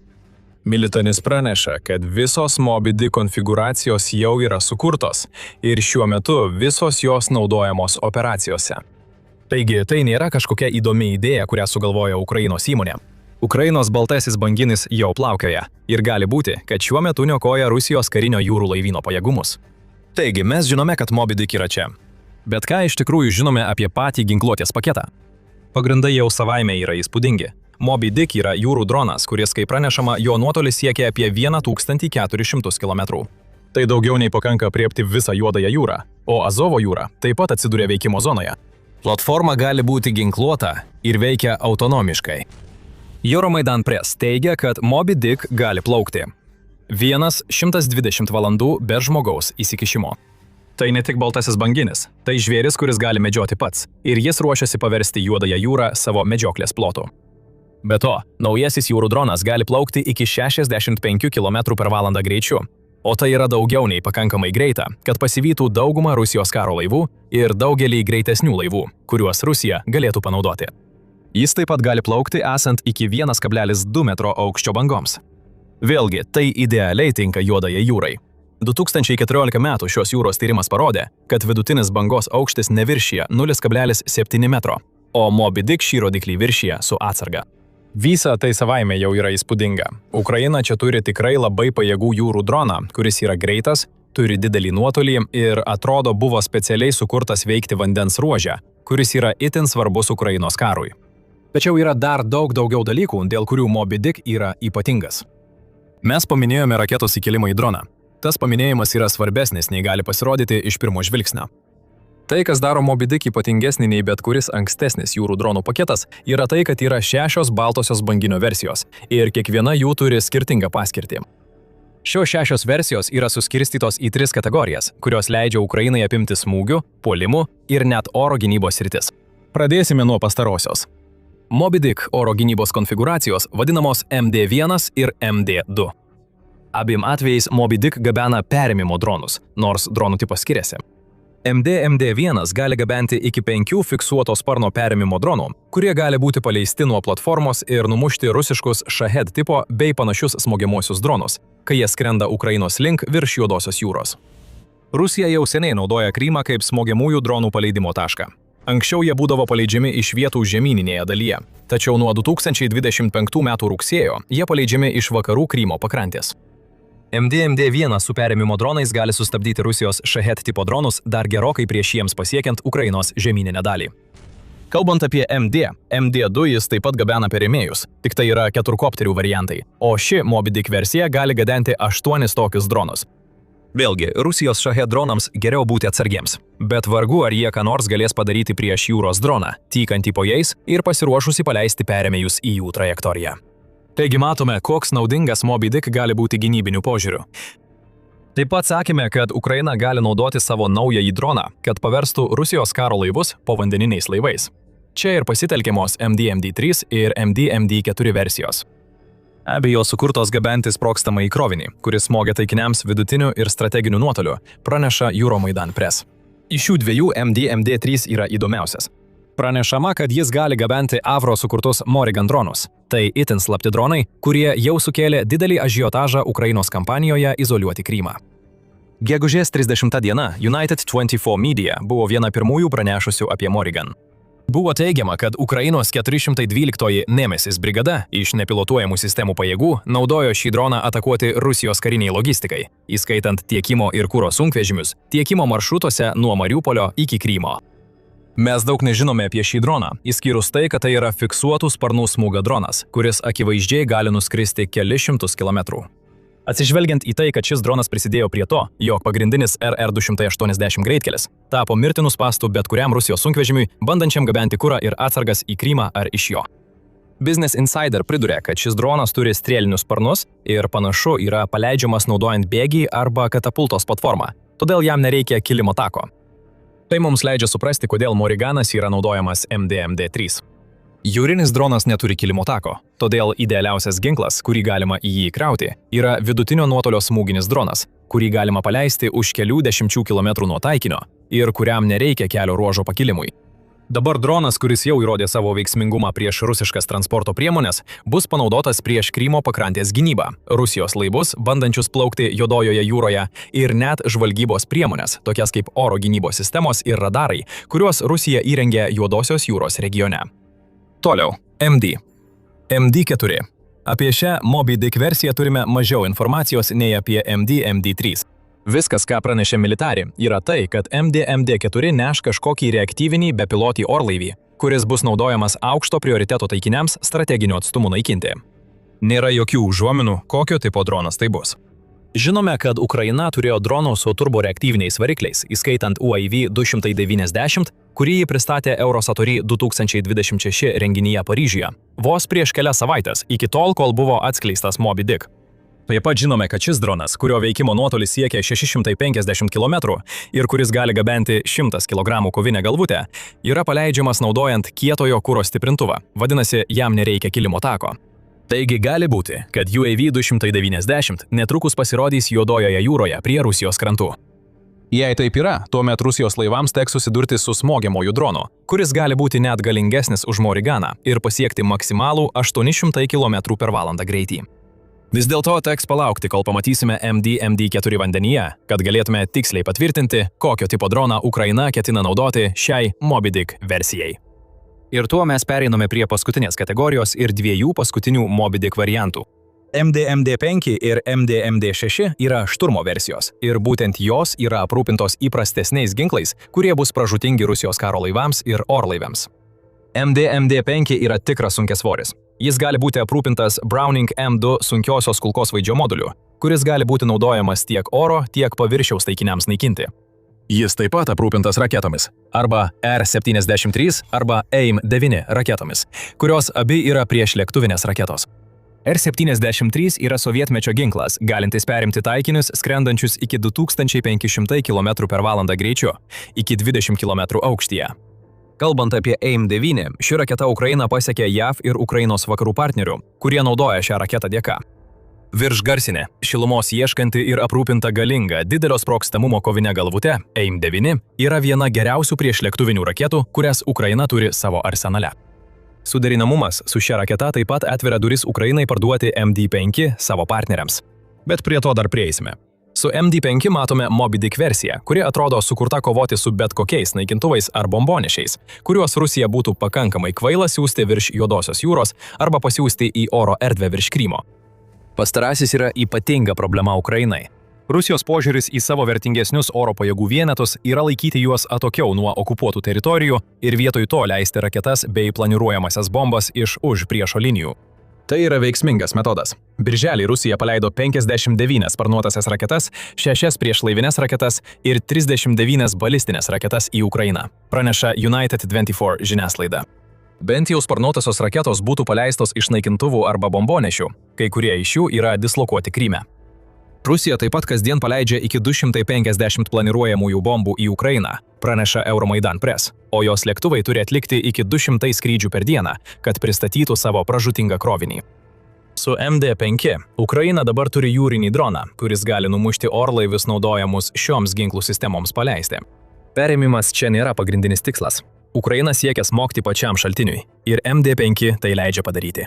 Priešlėktuvinės raketos, paleistos nuo jūrinės platformos prie Krymo krantų, galėtų padaryti pusiasalį visiškai bevertį Rusijai, kai kalbama apie raketų ir planiruojamųjų bombų paleidimą į Ukrainos teritoriją. Ir galiausiai, bet nemažiau svarbu, tai MD6.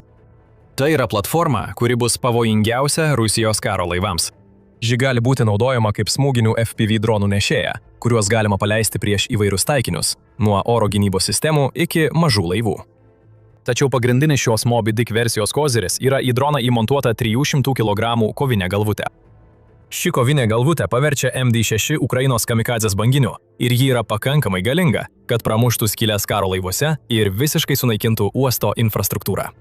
Ši Moby Dick versija yra turbūt labiausiai atpažįstama kaip paremta esama Ukrainos jūrinių dronų kolekcija, kurie jau padarė tiek daug žalos Rusijos turtui Juodojoje jūroje. Visa tai laukia Rusijos.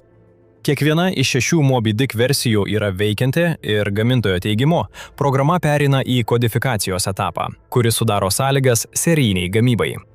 Kai tai įvyks, Rusijai iškils problemų.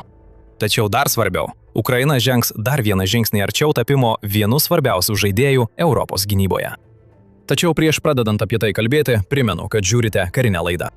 Jei tokios įžvalgos jūs domina, būtinai užsiprenumeruokite kanalą ir įjunkite pranešimus. Iš visko, ką tik jums papasakojome, Moby Dick jau atrodo kaip situaciją keičiantis veiksnys, o ypač svarbus jis taps kovoje dėl Juodosios jūros. Būtų lengva manyti, kad Ukraina jau laimėjo tą mūšį. Kai prasidėjo karas, Juodoji jūra turėjo būti vienas svarbiausių Rusijos arsenalo pranašumų. Ukraina neturėjo laivyno, apie kurį būtų galima kalbėti, o Rusija turėjo Juodosios jūros laivyną, daugiau nei 70 karo laivų ir povandeninių laivų, kurie turėjo leisti Rusijai blokuoti Ukrainos komercinius laivus, vykdyti atakas prieš žemyninę Ukrainos dalį ir nuolat gabenti karius bei įrangą į Ukrainą. Dalykai nesusiklostė pagal Putino planus. Naudodama raketų ir jūrinių dronų derinį, Ukraina sudaužė didelę dalį Juodosios jūros laivyno. Iki 2024 metų pradžios Ukraina buvo nuskandinusi arba išvedusi iš rikiuotės apie trečdalį laivyno karo laivų. Todėl Rusija buvo priversta atitraukti likusius laivus iš savo bazių ir bandyti juos paslėpti už Ukrainos raketų ir jūrinių dronų veikimo ribų. Birželio 26 dieną ataskaitoje Metso teigia, kad Ukrainos pareigūnai tvirtina, jog Rusija daugiau nebesiunčia jokių antvandeninių laivų į Juodąją ar Azovo jūrą, bijodama, kad jie bus sunaikinti Ukrainos ginklais. Kaip ironiškai sako Ukrainos karinio jūrų laivyno atstovas spaudai Dmitro Pletenčiukas, okupantas jūroje nelaiko ne vieno laivo, nei Azovo, nei Juodojoje jūroje. Iš tiesų pastaruosius kelis mėnesius išplaukti į jūrą tapo savotiška prabanga. Iš to atrodytų, kad Ukraina kontroliuoja Juodąją jūrą. Daugeliu atžvilgių taip ir yra. Moby Dick dabar gali pakeisti žaidimo eigą dviem būdais. Pirma, turėdama tiek daug skirtingų variantų, Ukraina gali paversti Juodąją jūrą savo pranašumu. Jau aptarėme keletą būdų, kaip ji galėtų tai padaryti, kai kalbėjome apie variantus. Šie autonominiai dronai gali patruliuoti, ieškodami Rusijos laivų, kurie vis dar drįsta plaukti į tuos vandenis, kurie jiems jau tapo mirtini. Tie laivai taps povandeniniais laivais, leisdami Ukrainai išlaikyti jau susikurtą pranašumą. Jei Vladimiras Putinas tikėjosi, kad Rusija kada nors vėl galės naudotis Juodąją jūrą, visa Moby Dickų flotilė padėjo tašką toms viltims. Tai banginiai, kurių lengvai netorpeduosi. Ir kadangi tai dronai, juos pagaminti daug pigiau nei karo laivus, kuriuos Rusijai tektų paaukoti kovojant su jais. Antra, Moby Dick gali labai prisidėti prie Ukrainos kampanijos izoliuoti Krymą. Rusija būtų svarstanti, ką dar Ukraina galėtų paleisti šioje kampanijoje. Logistikos blokados programa jau leido Ukrainai organizuoti savo vidutinio nuotolio smūgio dronus taip, kad jie sukūrė netradicinę Krymo pusiasalio blokadą. Keliai, tiltai ir sunkvežimiai visi yra taikiniai, taip užkertant kelią tiekimo ir kuro srautui į Krymą. Okupantai pusiasalyje dabar susiduria su didžiuliu kuro trūkumu, nuolatiniais Ukrainos smūgiais. Visa tai skirta tam, kad gyvenimas Kryme taptų nepakeliamas. Ir dabar Moby Dick jau įsijungia į veiksmą. Izoliacijos kampanija nuo šiol tik stiprės. Tos Moby Dick versijos, kurios gali taikytis į laivus, beveik neišvengiamai nusitaikys į keltus, kuriuos Rusija dabar naudoja tiekimui į Krymą, kai keliai yra uždaromi. Tie laivai taps taikiniais, kaip ir Kerčės tiltas. Ukrainai net nereikia siųsti kamikadzės MD-6, kad atliktų šį darbą. Naujojo jūrų drono versijos, galinčios paleisti oro dronus ar raketas, gali būti pakankamos smogti Kerčės tiltui iš toli, taip nutraukiant bet kokį sausumos kelią, kuriuo Rusijos okupantai galėtų pasiekti žemyną. Ukraina savo rankose turi ginklą, kuris gali paversti netradicinę blokadą šiek tiek tradiciškesnę. Įsivaizduokite Moby Dick flotilę apsupančių Krymą ir suprasite esmę. Joks laivas negalėtų įplaukti ar išplaukti. Kariniai objektai būtų kasdien bombarduojami. Ir jei Rusija bandys naudoti Krymą atakoms prieš Ukrainos žemyninę dalį, ten jau lauks perėmimo dronai ir priešlėktuvinės raketos, pasiruošusios sustabdyti tas atakas. Kiekviena problema, kuri šiuo metu veikia Krymą, tik dar labiau paaštrės, kai Moby Dick bus pradėtas masiškai gaminti. Ir atrodo tikėtina, kad Ukraina galės pagaminti daugiau nei pakankamai, kad įgyvendintų savo strategiją paversti Krymą izoliuotą salą. Mes nežinome, kiek kainuoja Moby Dick. Ši informacija dar nebuvo atskleista. Paskelbta. Tačiau mes žinome, kad Sea Baby, kuris turi daug panašumų su naujoju dronu, nors ir nėra toks universalus, kainuoja apie $200 000 už vienetą, pasak Defense Express. Jei Moby Dick kainuoja panašiai, Ukraina galėtų pastatyti 10 tokių. Rusija nieko negalėtų dėl to padaryti. Krymo izoliavimo strategija pereitų į kitą lygį. Pagalvokite, kur buvo pristatytas Moby Dick Ukrainian Nordic DIH Naval Forge 2026 konferencijoje. Tai mums sako, kad Ukraina žvelgia į ateitį. Naujas jos dronas tarnaus tiems artimiausiems tikslams, apie kuriuos kalbėjome Juodojoje jūroje ir Kryme, žinoma. Bet Ukraina norėjo, kad partnerių akys būtų nukreiptos į Moby Dick. Štai kodėl jis buvo pristatytas konferencijoje, kurioje dalyvavo šalies šiaurės šalių sąjungininkai. Su Moby Dick Ukraina turi dar vieną ginklą, kurį gali panaudoti, siekdama tapti vienu svarbiausių gynybos partnerių, kokius tik turi jos Europos sąjungininkai. Tai reiškia, kad šis dronas atlieka didžiulį vaidmenį padėdamas Ukrainai užbaigti savo virsmą iš paramos gavėjos į vienos pažangiausių gynybos technologijų pasaulyje tiekėją. Jau matome, kaip Ukraina šioje srityje vis stiprėja ir stiprėja. Dar pavasarį Ukrainos prezidentas Volodymyras Zelenskis paskelbė apie Drone Deal pradžią. Tai pasaulinio masto partnerystė tarp Ukrainos ir įvairių šalių artimuosiuose rytuose, Europoje ir net Kaukazo regione. Šis susitarimas skirtas padėti visoms dalyvaujančioms šalims sukurti daugiasluoksnę oro gynybą, remiantis Ukrainos patirtimi. Moby Dick galėtų leisti Ukrainai padaryti kažką panašaus jūrų gynybos sektoriuje. Galime įsivaizduoti, kad daugelis artimųjų rytų šalių, kurias anksčiau 2026 metais paveikė blokada Ormūzo sąsiauryje, būtų norėjusios turėti Moby Dick laivus, patruliuojančius aplinkui ir galinčius susidoroti su Irano greitaeigiais kateriais bei Shahed dronais, paleidžiamais į jų teritoriją. Europos šalys susiduriančios su Rusija, Baltijos ir Viduržemio jūros regionuose džiaugsis galimybę įsigyti ekonomiškai efektyvų dronų sprendimą rimtoms karinio jūrų laivyno problemoms spręsti. Ukraina tai puikiai žino. Su Moby Dick Ukraina turi ne tik puikų papildymą savo jau veiksmingoms Juodosios jūros ir Krymo strategijoms. Ukraina turi ginklų paketą, kuris puikiai tinka dar labiau įsitvirtinti partnerių, besiruošiančių savo kovoms su Putino Rusija gynybinėse struktūrose. Dabar, kai Ukraina turi Moby mobilumą, jis siunčia kažką didžiulio okupuoto Krymo kryptimi. Pradeda darytis gera stebėti, kaip Rusija taip stipriai pralaimi. 2026-aisiais matėme visišką situacijos pasikeitimą. Žinoma, Rusija vis dar bando spausti, bet nesėkmingai. Dabar matome, kad Rusija pralaimi greičiau nei bet kada anksčiau. Net 16 kartų greičiau, nes didžioji pavasario ir vasaros puolimo banga beveik sustojo, o Ukraina toliau nuolat pridaro nuostolių. Putinas negali sau leisti tęsti to dar ilgai. Rusija jau yra prie lūžio taško, bet pagrindinis klausimas vis dar lieka. Kodėl Putinas aukoja tiek daug karių dėl tokios menkos naudos? Netrukus sužinosite. Pirmiausia, šiek tiek skaičių. Liepos 1-osios Rusijos puolimo kampanijos analizėje Karo studijų institutas arba KSI atskleidė, kad Rusija taip visiškai nesugebėjo pasiekti jokių operaciškai reikšmingų tikslų savo birželio puolime, kad jai pavyko užimti tik 30,43 kvadratinius kilometrus Ukrainos teritorijos. Viena vertus, tai gera žinia Putinui. Rusija vėl yra pliuse. Toks rezultatas pasiektas po 2 mėnesių, kai Rusija patyrė grynųjų teritorijos nuostolių, nes įnirtinga Ukrainos kontrataka išlaisvino teritorijas keliose svarbiuose regionuose. Tačiau kita vertus, tai tik 30 kvadratinių kilometrų. O palyginus su tuo, ką Rusija pasiekė 2025 metų birželį, tai yra apgailėtinas kiekis. Net ir Rusijos prieš metus užimti 481 kvadratinis kilometras atrodo gana liūdni. Tai praktiškai niekis už tuo metu vykusią didžiulę puolimo operaciją. Tačiau tai, ką matėme 2026 metų birželį, yra kur kas blogiau. Iš tikrųjų, net 16 kartų blogiau. Būtent tiek mažiau teritorijos Rusija sugebėjo užimti 2026 metų birželį, palyginti su tuo pačiu mėnesiu pernai. Ir tai rodo žlungančią Rusijos puolimo operaciją, kurią Ukraina sustabdė dar jai neprasidėjus. Tačiau viskas dar blogiau. Daug blogiau. Mes jums sakėme, kad Rusija praranda puolimo tempą 16 kartų greičiau nei pernai. Ką mes to norime pasakyti? Atsakymas slypi žiauriame vilkinimo ir sparčiai augančio aukų skaičiaus derinyje. Remiantis Karo studijų instituto duomenimis, Rusijos teritorinis veržimasis sulėtėjo net 16 kartų. Bet štai kur esmė. Nors jų progresas beveik sustojo, kiekvienas užimtas kilometras jiems kainuoja 16 kartų daugiau gyvybių. 2025 m. birželį Rusija vidutiniškai neteko 68 karių už kiekvieną užimtą kvadratinį kilometrą. Tačiau 2026 m. birželį patyrė net 39 490 nuostolių. Jie beveik nepažengė į priekį. Vadinasi, dabar jie netenka rekordiškai daug – 1298 karių už kiekvieną kvadratinį kilometrą. Vladimiras Putinas vis dar bando aukoti kraują dėl teritorijos, tačiau Ukraina privertė kainą išaugti 19 kartų. Puolime, kuris vyksta 16 kartų lėčiau. Tai beprotybė. Tai tikrai nėra tvaru. Ir juk Rusija neaukojo visų šių karių vien tam, kad priartėtų prie proveržio.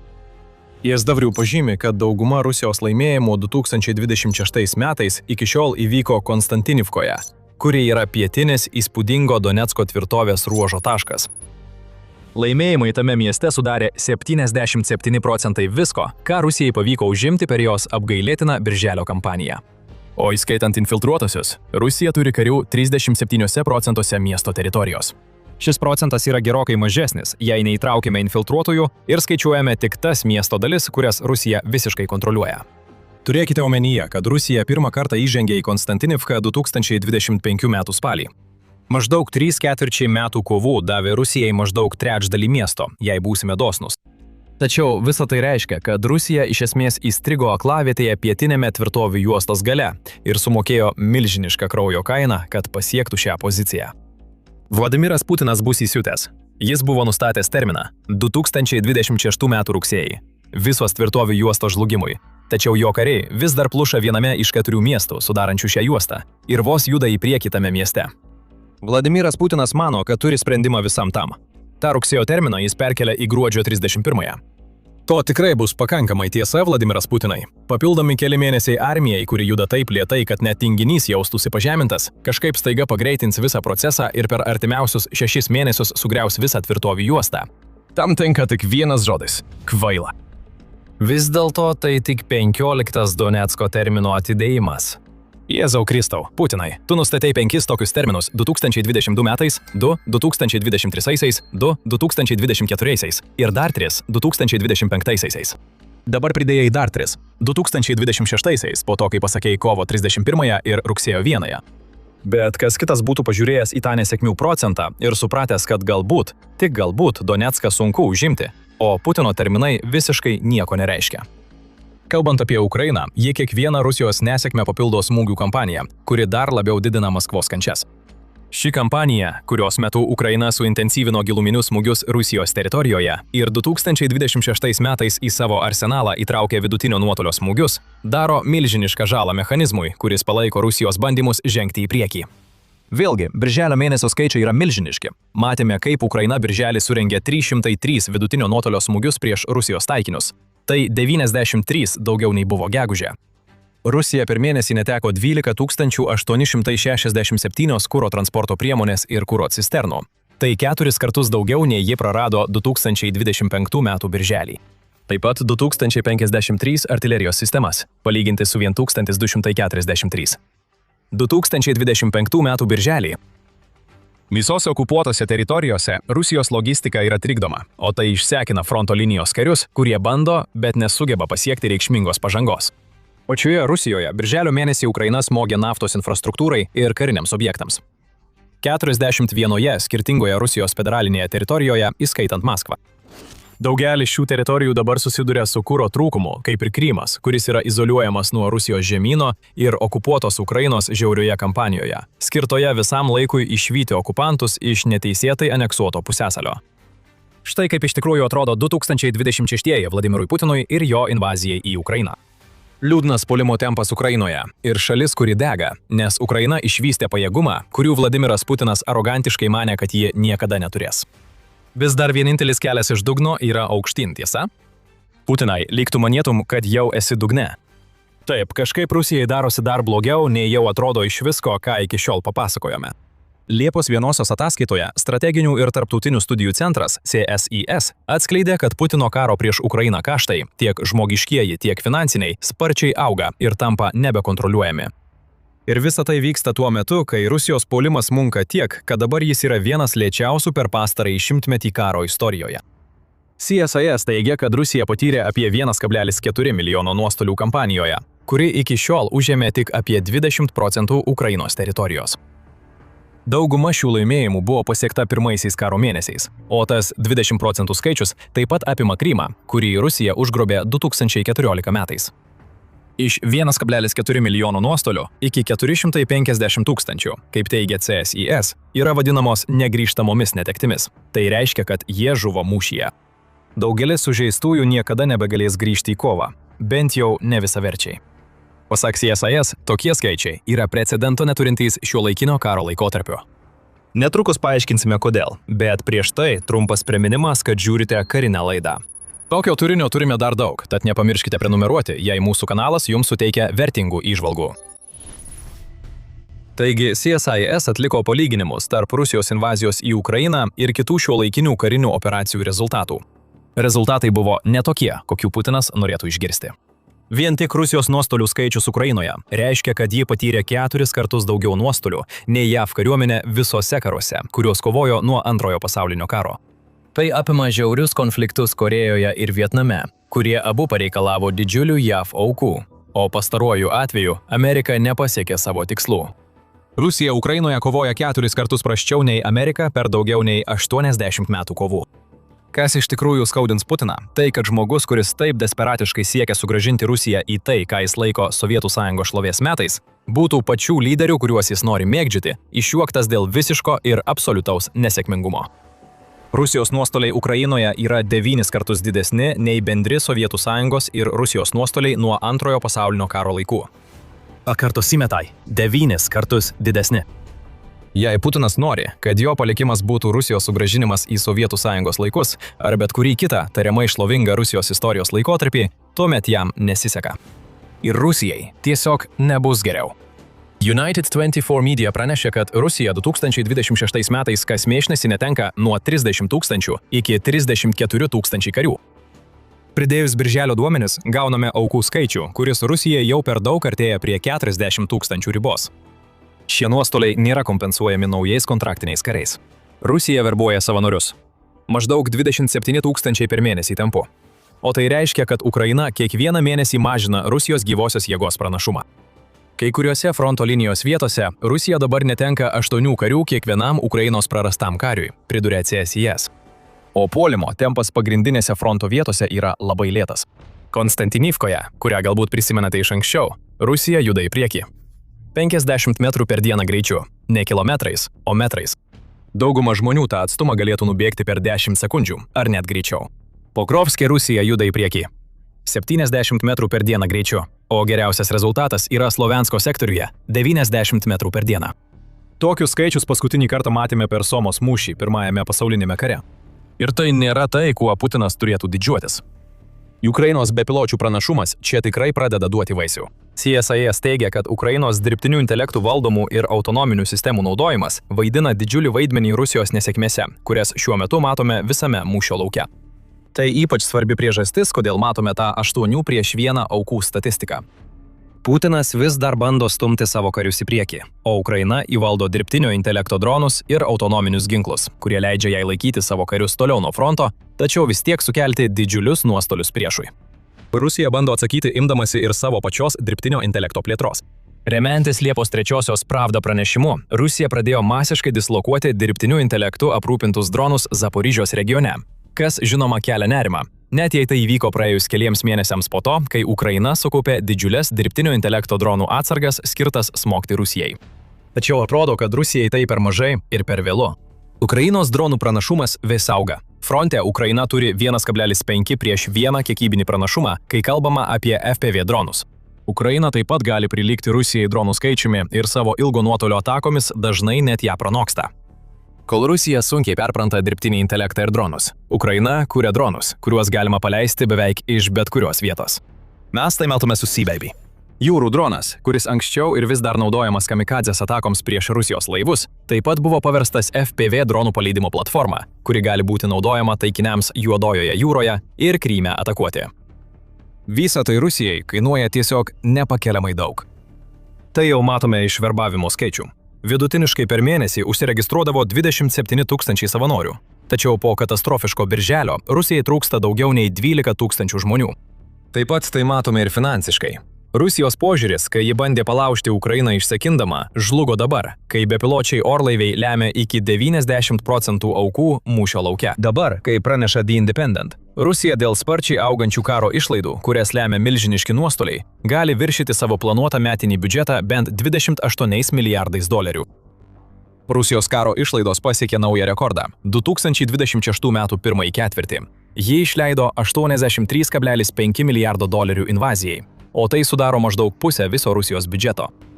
Dar 2025 metų balandį Ukrainos prezidentas Volodymyras Zelenskis jau teigė, kad Rusija karui išleido $1 trilijoną. Pridėjus dar šiek tiek daugiau nei metų išlaidas prie šios sumos, Rusija, remiantis šiais ketvirčio duomenimis, greičiausiai yra arčiau $1,5 trilijono išlaidų išlainas trilijono. Rusija smarkiai pralaimi. Nors Putino pajėgoms pavyko pakeisti situaciją ir birželį pasiekti menkiausių laimėjimų, tie laimėjimai pasiekiami lėčiau nei bet kada anksčiau ir už per didelę kainą. Ir tai grąžina mus prie klausimo, kurį uždavėme pačioje vaizdo įrašo pradžioje. Kodėl Putinas aukoja tiek daug savo karių mainais į tokią menką naudą? Dalis atsakymo slypi tame, kad tai, ką matome Ukrainoje, yra tradicinis rusiškas karo būdas, nors ir iškreipta jo versija, kuri apima nuolatinę auką, bet nesuteikia tokių laimėjimų, kokių Putinas būtų tikėjęsis. Motimas pagimdys daugiau sūnų. Taip Geneva Solutions apibūdina Rusijos požiūrį į karą. Ir tai yra teisinga. Šimtmečius Rusija kariauja tiesiog siųsdama vieną kareivį po kito į mūšį, žinodama, kad jos žmogiškųjų išteklių pranašumas galiausiai bus pakankamas, kad įveiktų priešą. Beveik visos didžiosios Rusijos pergalės paženklintos šimtais tūkstančių, jei ne milijonais aukų, nes tokie lyderiai kaip Putinas išnaudoja savęs aukojimo dėl didesnio gėrio kultūrą. Didžioji Rusijos problema Ukrainoje yra ta, kad ji nebekariauja tokiame kare, kuriame tiesiog siųsti mėsą į mėsmalę tol, kol ši užsikimš, būtų veiksminga. Dronai viską pakeitė, ypač dabar, kai Ukraina turi autonominius dronus, leidžiančius jai apsaugoti savo karius ir tuo pačiu metu sukelti didžiulių nuostolių Rusijai. Vis dėlto Putinas yra užsispyrę. Sovietinio mąstymo žmogus, nepritampantis 21 amžiuje, vis dar tikintis, kad tradicinis rusiškas veikimo būdas duos jam norimų rezultatų. Tai yra dalis priežasties, kodėl Putinas nenutraukia savo pasmerktos nesėkmei invazijos. Tačiau už šio fatališko tradicionalizmo slypi kur kas didesnė priežastis. Putinas tiesiog negali sau leisti pralaimėti Ukrainoje, todėl jis kovos tol, kol laimės arba jo nebeliks. Norėdami suprasti, kodėl atrodo Putinas prarado sveiką protą ir yra pasirengęs paaukoti visą Rusiją, kad tik užvaldytų Ukrainą, turime pažvelgti, kaip Rusijos vadovas žiūri į savo didįjį priešą.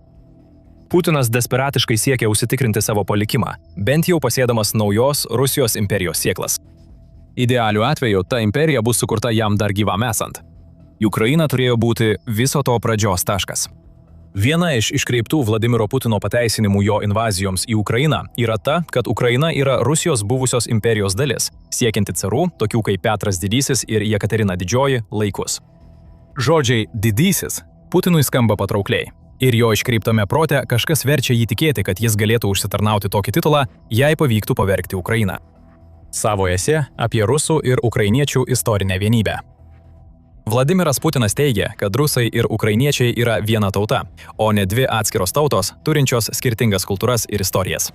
Vladimiras Putinas labai daug klysta dėl istorijos, tačiau tai nesvarbu.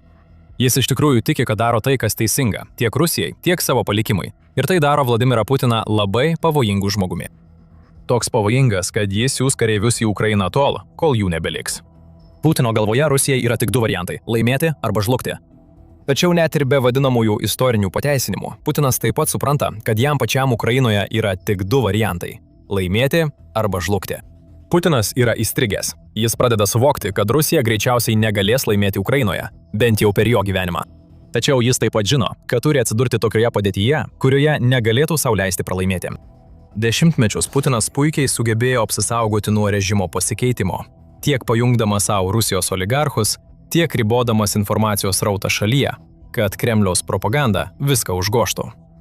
Tačiau dabar jis praranda kontrolę. Per 4 metus trukusias kovas Putinas nepasiekė to, ką žadėjo, o Ukraina atrodo tik stiprėjanti.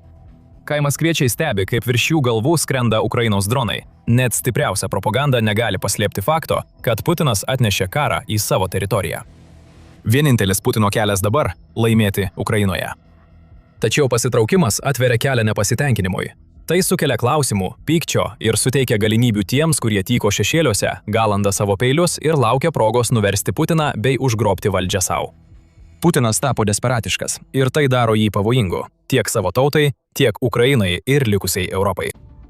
Liepos 3-ąją The Telegraph pranešė, kad JAV ekspertai perspėjo Lenkiją, jog Rusija planuoja rimtą eskalaciją jos teritorijoje. Taktiškai tai gal ir būtų logiška, jei Rusija nebūtų tiek daug savo kariuomenės išnaudojusi Ukrainoje. Europa tapo Ukrainos užnugariu, ta prasme, kad būtent per Europą teka vakarų ginklai, o dėl Ukrainos partnerystės daugelis ginklų, kuriuos Ukraina sukūrė, dabar yra gaminami. Lenkija, besiribojanti su Ukraina, tampa akivaizdžiu pasirinkimu būti visų šių ginklų tranzito šalimi, kas ir paaiškina Putino susidomėjimą eskalaciją. Tačiau tai iš tikrųjų nėra joks taktinio meistriškumo pavyzdys.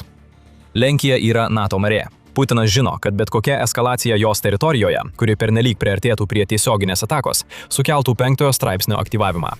Rusija pralaimi karą, o jo žmonėms jau gana. Tai yra skaudi realybė, su kuria Vladimirui Putinui tenka susidurti. Ir vis dėlto jis vis bando kišti galvą į smėlį. Po 20 000 smūgių jis vis tiek nesupranta. Tai, ką jis žadėjo, kad niekada neįvyks, jau čia. Maskva tapo fronto linija, nes Ukraina smūgiais atakuoja svarbiausią Rusijos miestą. Visoje Rusijoje Ukrainos dronai skraido ir smogia į taikinius. Pakartosime dar kartą. 20 000 smūgių. Tačiau tai kur kas daugiau nei tik tai, nes Putinas vadovauja tariamai imperijai, kuri jau seniai mirusi ir palaidota. Jis tiesiog to nežino. Putinas dar kartą pajuto Ukrainos dronų pranašumą prieš Rusiją birželio 30-ąją ir ankstyvą Liepos 1-osios rytą. Ir vėlgi, jis ir jo parankiniai to visiškai nesitikėjo. Jie ką tik buvo pradėję savo oro ataką prieš Ukrainą, kurios rezultatai, deja, buvo lengvai nuspėjami. Kaip įprasta, Rusija taikėsi į civilius gyventojus. Rusijos dronas rėžėsi į civilinį autobusą Zaporižijos mieste, sužeisdamas 7 žmones. CNN praneša, kad kiti smūgiai šioje srityje pražudė 1 žmogų ir dar 5 sužeidė. Tai teroristinis Rusijos oro kampanijos pobūdis. Tai taip pat Putino desperacijos ženklas. Rusija bando smogti bet kam tik gali, tiesiog norėdama parodyti bent kažkokią galios iliuziją, tačiau Ukraina kiekvieną kartą atsako. Ir būtent tai Ukraina padarė, kad atkeršytų už tuos, kurie žuvo Zaporižėje. Ukraina paleido apie 250 dronų daugiau į Rusiją, nei Rusija buvo paleidusi į Ukrainą. Iš viso pasiuntė 419 dronų spiečių, iš kurių 60 tiesiogiai skrido į Rusijos sostinę Maskvą. Buvo smogta kosminių ryšių centrui 2 kartą per kelias savaitės. Maskva nurodė savo teisėsaugai slėptis, o ne padėti, kai Rusijos dangų vėl užtemdė Ukrainos dronai. Kaskart, kai Putinas demonstruoja savo desperaciją, Ukraina atsako didindama spaudimą, parodydama Rusijos vadovui, kad viską, ką jis gali padaryti, Ukraina dabar gali padaryti daug didesniu mastu ir geriau. Tai jau nebe paritetas ore. Ukraina turi pranašumą. Tačiau šie pavieniai įvykiai neatskleidžia visos istorijos. Tam reikia pažvelgti plačiau. Skaičiai pasako viską. Nuo 2025 metų Ukraina surengė 20 000 smūgių Rusijai ir kiekvienas jų turėjo 2 paskirtis. Pirma – sunaikinti Rusijos taikinį. Tai galėjo būti naftos perdirbimo gamykla, terminalas, gamybos įmonė ar daugybė kitų tokių taikinių, kurie palaiko Rusijos karo mašiną. Ir antra – sugrąžinti karą tiesiai Rusijos žmonėms. Ukrainos dronai nuolat primena tiems žmonėms, kad jų lyderio pradėta invazija, kuri turėjo baigtis per kelias dienas, virto kova, kurią Rusija dar toli gražu nėra laimėjusi. Situacija pasikeitė. 2026-aisiais būtent Ukraina ima viršų. Skaičiai iš fronto linijos nėra geresni. Kiekvienam Ukrainos kariui žuvus, Rusija netenka 8. Tai nebetvaru. O Rusijos gyventojams namuose, kuriuos Vladimiras Putinas taip ilgai bandė apsaugoti nuo jo pradėto karo, tai kasdien tampa vis labiau pastebima. 10 000 vyksta į Ukrainą ir niekada nebegrįžta. Kiekvieną kartą, kai Vladimiras Putinas ar jo parankiniai bando girtis antskrydžių, Ukraina primena, kad ji gali padaryti kur kas daugiau. Šeimos visoje Rusijoje yra niokojamos. Retais dėl bepiločių smūgių į karinius taikinius, tačiau kur kas dažniau pats Vladimiras Putinas, nes jo nesibaigiantis karo troškulys atplėšė tėvus, sūnus ir vyrus nuo jų artimiausių ir mylimiausių žmonių. Tai yra realybė, kurią Vladimiras Putinas sukūrė milijonams žmonių visoje Rusijoje, kurie dabar jaučia karą taip, kaip niekada anksčiau. Ta realybė yra žiauri. Rusija pralaimi. Mes matome įrodymus visoje Rusijoje ir okupuotose teritorijose. Sankt Peterburge, kuris yra Putino gimtasis miestas ir vienas prestižiškiausių ir, kaip manoma, geriausiai saugomų Rusijos miestų, mes matome, kaip Ukrainos dronai smogia taikiniams. Okupuotame Kryme, tame ilgalaikiame Rusijos tariamos dominavimo prieš Ukrainą simbolyje, mokyklos yra uždaromos, o degalinėse baigėsi vienintelis jų produktas. Visa tai dėl meistriškos Ukrainos vykdomos izoliacijos kampanijos. Valdžios institucijos perspėjo Rusijos civilius likti viduje, o oro pavojaus sirenų garsas tampa nuolatiniu gyvenimo palydovu visoje Rusijoje. Visa tai neturėjo įvykti. Karas turėjo likti Ukrainos teritorijoje, o vienintelės atakos prieš Rusijos teritoriją turėjo būti įmanomos tik dėl vakarų pagamintų ginklų. Ir ne tada, tik pasienio regionuose. Tačiau Ukraina apvertė visą Putino karą aukštyn kojomis ir tai padarė sukūrusi savo ginklus, kurie dabar gali skristi šimtus, o kartais ir tūkstančius kilometrų, kad smogtų giliai Rusijos širdyje. Niekur ši skaudi realybė nėra jaučiama labiau nei Maskvoje. Ukrainos keršto ataka už Zaporižę toli gražu nėra vienintelis kartas, kai Ukraina pastaruoju metu smogė Rusijos sostiniai. Maskva dar tampa tokia pat karo zona kaip ir Kijevas, ir Putino žmonės tai pastebi. Birželio viduryje drono smūgis didžiausiai miesto naftos perdirbimo gamyklai buvo dalis masinės atakos, kurioje dalyvavo apie 1000 dronų ir 4 Ukrainos sparnuotosios raketos. Taip teigia Rusijos gynybos ministerija, kad tiek dronų buvo perimta, o 200 iš jų buvo paleisti Maskvos kryptimi. Tačiau deganti naftos perdirbimo gamykla ir po to sekęs juodas lietus, kai dūmai užpildė dangų, pasakoja visai kitokią istoriją.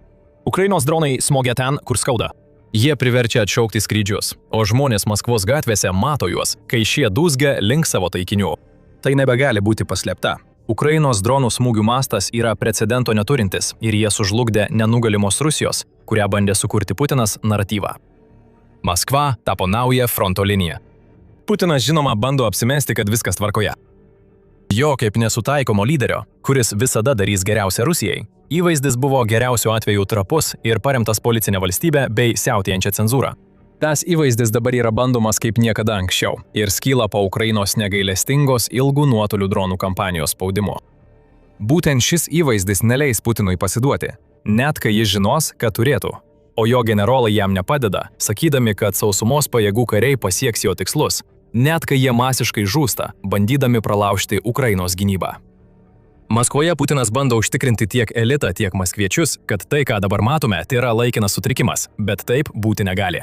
20 000 smūgių visoje Rusijoje nuo 2025 metų jau ir taip yra pakankamai blogai. Dabar, kai tiek daug tų smūgių pasiekia Rusijos sostinę, Putino nesėkmės įrodymai yra nenuginčijami. Žinoma, Putinas bando sutelkti daugiau gynybos pajėgų. Birželio 23 dieną naujasis Ukrainos balsas pranešė, kad Rusija sustiprino Maskvos oro gynybą, atitraukdama dalinius nuo fronto linijos, kur jie dar labiau reikalingi. Tai bus menka paguoda tų, kurie yra fronte, šeimoms. Jie tampa dar labiau pažeidžiami, kad Putinas galėtų palaikyti savo susikurtą Rusijos gynėjo įvaizdį. Tačiau net ir to nepakanka. Viena iš Pansir sistemų, kurią Rusija perkelia iš fronto į Maskvos naftos perdirbimo gamyklą, vis dar atsigaunančią po Ukrainos birželio vidurio smūgio, turėjo tik 2 iš 6 raketų, kurias turėjo turėti. Rusijos oro gynyba baigė išsekti amuniciją. Ko Putinas tikisi iš Maskvos gyventojų? Pasimti Pansir ir mėtyti juos į dronus. Šio veiksmo beprasmiškumą aiškiai parodė Ukrainos Liepos 1 keršto ataka. Prisimeni kosminių ryšių centrą, apie kurį tau pasakojame. Ta, kuris jau buvo anksčiau atakuotas. Būtent aplink tokius objektus Rusija turėtų stiprinti savo oro gynybą, tačiau Ukraina vis tiek sugebėjo vėl jam smogti.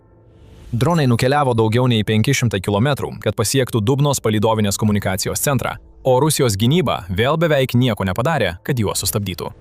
Zelenskij vėliau pridūrė, kad Ukrainos dronai smogė 4 panašiems centrams Maskvoje ir Vladimiro regione. Net Putinas buvo priverstas pripažinti Ukrainos sėkmę, pareikšdamas vos prieš kelias dienas iki naujausios Ukrainos atakos. Kalbant apie smūgius prieš kritinę infrastruktūrą apskritai ir ypač prieš energetikos infrastruktūrą, žinoma, šios atakos prieš mūsų infrastruktūros objektus sukelia problemų. Tai akivaizdu. Tai buvo akivaizdu nuo 2025 metų. Prireikė 20 000 smūgių, kad Putinas pagaliau pripažintų, jog egzistuoja problema, kuri niekada neturėjo būti. Rusija šiuo metu pralaimi ir Rusijos žmonės tai žino. Jie kasdien mato Ukrainos dronus, skrendančius į jų teritoriją.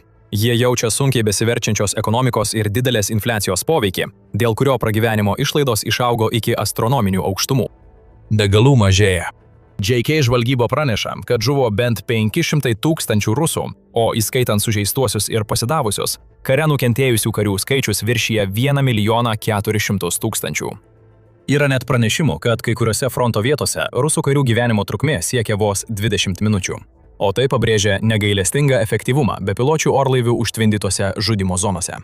Regionuose, kurie kaip Putino generolai vis dar bando jam įteikti, neišvengiamai kris.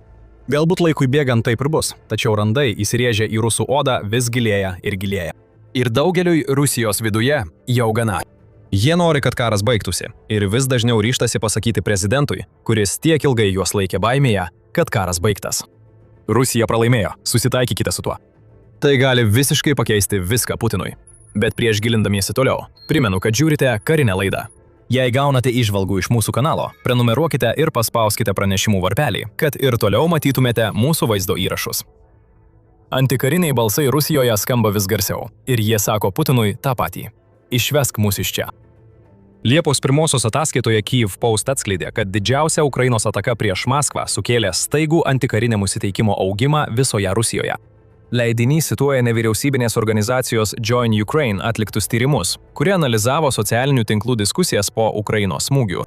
Išnagrinėjus 41 883 įrašus, kurie Telegram ir kituose socialiniuose tinkluose sulaukė iš viso 594 milijonų peržiūrų, tas tyrimas padarė išvadą, kad antikarinės nuotaikos visoje Rusijoje išaugo net 235%. Birželio 18-osios išpuolis prieš Maskvos naftos perdirbimo gamyklą atrodo tapo lūžio tašku, o neseniai įvykdytas keršto smūgis Maskvai tikriausiai sukels dar vieną šuolį. Matome, kad keičiasi informacinė darbotvarkė, kurią Vladimiras Putinas taip ilgai rėmėsi, ir tai ne jo naudai. Be to, kad prieš karinių įrašų padaugėjo net 235%. Tyrimas taip pat atskleidė, jog vis labiau auga kritika Rusijos valdžiai ir jų veiksmams, reaguojant į Ukrainos atakas.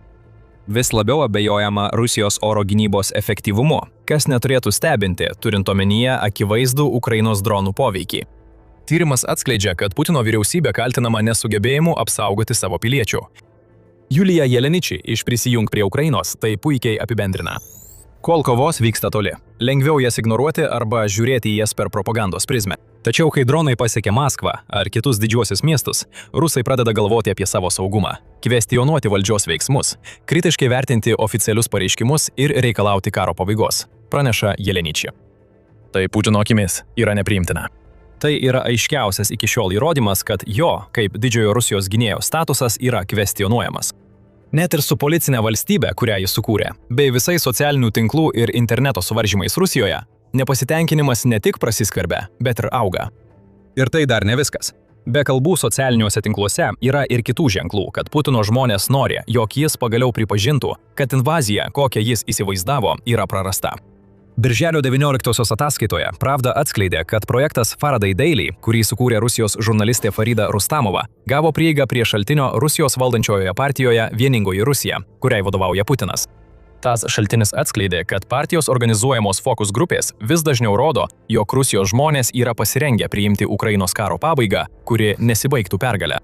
60% teigia, kad jie yra pavargę nuo karo, ir tas nuovargis tik didės, kai vis daugiau Ukrainos dronų pasieks Maskvą. Po kelių dienų, Liepos 1-ąją, TVP World tai atskleidė. Kijeve įsikūrusio konfliktologijos ir Rusijos analizės instituto atlikta apklausa parodė, kad 81% iš 1600 apklaustų rusų išreiškė palaikymą karo Ukrainoje pabaigai jau rytoj. Tie, kurie siekia visiškos Rusijos pergalės, sudarė tik 9%. Tai yra mažiausias šios apklausos iki šiol užfiksuotas skaičius. Taika vis dažniau skamba paprasto ruso lūpose, o Vladimiras Putinas net negali pažvelgti į savo populiarumo reitingus, kad įsitikintų, jog daro tai, ko nori paprastas rusas. Tie reitingai smunka. Remiantis Birželio 30-ąją Newsweek ataskaita, Kremliaus remiamas visuomenės nuomonės fondas nustatė, kad 69% iš 1500 apklaustų žmonių teigia pasitikintys Vladimiru Putinu. Tai gali atrodyti daug.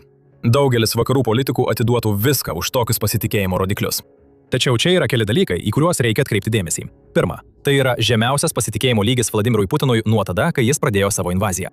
Antra, ši apklausa yra iš Kremliaus remiamo šaltinio, tai reiškia, kad skaičiai greičiausiai yra pagražinti. O apklausiami žmonės vis dar atsargus, bijodami, kad jei per daug kritikuos Vladimirą Putiną, gali sulaukti slaptosios policijos vizito. Ir vis dėlto, net ir esant šioms aplinkybėms, beveik trečdalis rusų dabar atvirai sako, kad nepasitikė Vladimiru Putinu nė per nago juodimą. Žinia skamba garsiai ir aiškiai, vėl ir vėl. Rusai pavargo nuo 20 000 smūgių. Jie pavargo, kad Maskva tampa taikiniu. Ir vis labiau pavargsta nuo to, kad Putinas vis dar elgiasi taip, lyg jo imperija turėtų būti išlaikyta iki galo, praėjus 4,5 metų ir patyrus gerokai daugiau nei 1 400 000 nuostolių. Galbūt manote, kad Putinas pagaliau pasiruošęs klausytis, juk jis pradeda pripažinti visą šį nesantaiką. Bet jei taip manote, tuomet nepažįstate Putino. Tokie akivaizdus jo paties pralaimėjimo ir jo tautos pykčio įrodymai neprivers Putino sustoti. Tai tik paskatins jį daryti tai, ką jis visada darė – saugoti save. Putinas yra taip sukrėstas dėl jo manimų akivaizdaus nuotaikų pokyčio tarp savo žmonių ir dėl vis didėjančios Ukrainos dominavimo oro kare, kad jis apsistato dar daugiau žmonių, galinčių jį apsaugoti nuo viso to. Liepos 2 vos dieną po to, kai Ukraina vėl pasiuntė dronus į Maskvą, Kyiv Post pranešė, kad Putinas išleido naują dekretą, kuriuo išplečia Rusijos federalinės apsaugos tarnybos FSO centrinę administraciją. Tiems, kurie nežino, FSO yra būrys pakalikų, kurių užduotis – saugoti Putiną nuo grėsmių. Tai jau 4. toks išplėtimas, kurį matome nuo Ukrainos invazijos pradžios. Iki 2022 metų FSO nebuvo plėtęsis nuo 2010-ųjų. Dabar tai savaime jau yra pakankamai bloga idėja. Putinas jau tiek daug perdavė FSO, kad ši tarnyba prižiūri visas Rusijos valstybinės komunikacijas ir yra atsakinga už visų darbuotojų, kurie kada nors susiduria su Putinu, patikrinimą. Rusijos lyderis aukoja galią, kuri galėtų būti panaudota prieš jį, kai jo paranoja auga. Tačiau tikroji problema yra ta paranoja. Šis naujausias išplėtimas mums rodo, kad Putinas žino, jog jam kyla tikras pavojus. Jis bijo ne tik Ukrainos ir jos dronų, bet ir visų aplinkinių. Jis mato, kaip visuomenės nuomonė apie jį prastėja. FSO taip pat tai stebi. Ir dabar jis daro viską, ką gali, kad apsaugotų savo kailį, nes praranda karo ir savo žmonių kontrolę. Štai kai Putinas pralaimi karą. Į Maskvą skrendantys dronai yra ligos simptomas, kuri kasdien vis giliau plinta Rusijoje. Jei viskas klostytųsi gerai, Putinui nereikėtų plėsti FSO įgaliojimų. Jam nereikėtų jaudintis dėl apklausų rezultatų, nes jo žmonės vis dar pakankamai jo bijotų, kad pritartų didžiojo globėjo protektoratui. Tačiau 4 amžiaus trukęs blefas subyrėjo. Vladimiras Putinas artėja prie žlugimo ir jis netgi mato, kad tai artėja. Dabar jis bando pastatyti kuo daugiau žmonių tarp savęs ir vis labiau įsiutusios visuomenės. Tuo metu, kai jo legitimumas, koks jis bebūtų buvęs, slysta jam iš po kojų. Ir štai mes grįžtame prie 20 000 smūgių nuo 2025 metų ir dronų, kurie ką tik praskrido virš Maskvos. Vien šie smūgiai nelaimės karo Ukrainoje, bet jie yra kur kas didesnio dalis. Šie smūgiai yra katalizatorius nepasitenkinimui, kurį šiandien matome Rusijoje. Maskva buvo paversta karo zona ir tai akivaizdu kiekvienam Rusijoje. Žmonės gyvenantys 100 km nuo Ukrainos dabar baiminasi dėl savo saugumo ir vis dažniau dėl šios situacijos kaltina Putiną. Putino aplink save sukurta sistema atrodo mažiau stabili nei bet kada anksčiau. Elitas nėra toks lojalus, kokio Putinui reikia. Putinas nebegali parodyti veikiančios ekonomikos ar numanomo stabilumo, kuris kyla iš nepritarimo nebuvimo. Visa tai ima nykti. Rusijos lyderis prarado kontrolę. Tačiau tikrasis Putino pralaimėjimas ir tai, kas galiausiai privers jį pralaimėti jo pradėtą karą, yra tai, kad jis atsisako nusileisti. Būtent tai ir reiškia FSO plėtra. Nepaisant viso spaudimo iš Ukrainos ir savo paties žmonių, Putinui vis dar labai mažai tikėtina, kad jis sės prie derybų stalo ir sutiks su taikos versija, kuri nesuteikia jam visko, ko jis nori. Putinas yra užsispyręs žmogus, per daug užsispyręs. Net matydamas, kaip Ukrainos tolimojo nuotolio sankcijos pradeda veikti ir stebėdamas, kaip Ukraina tolimojo nuotolio atgrazimas, kaip Ukraina tolimojo nuotolio srityje lenkia Rusiją, jis vis tiek laikysis savo. Putinas ir toliau žadės tai, ko negali ištesėti. 20 000 smūgių virs 30 000, 40 000, o tada ir dar daugiau. Ir visą tą laiką jis bandys ignoruoti paprastą faktą. Rusija šiuo metu pralaimi. Ukrainai nerodant jokių lėtėjimo ženklų, o jo tautai atsigręžiant prieš jį, Putino užsispyrimas taps jo galutiniu pralaimėjimu. Pačiai Rusijai jos vadinamasis kietarankis lyderis veda šalį pražūties keliu. Apsimetėlė Rusijos imperija jau yra mirusi ir palaidota. Sąjungininkai buvo pastumti link vakarų. Rusijos ekonomika jau yra paralyžiuota.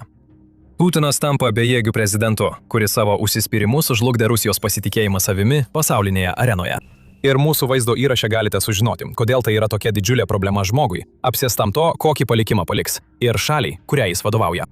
Jei jums patiko šis vaizdo įrašas, prenumeruokite ir įjunkite pranešimų varpelį, kad savo naujienų sraute matytumėte daugiau mūsų reportažų apie tikrovę Rusijoje. Ir kaip visada, ačiū, kad žiūrėjote.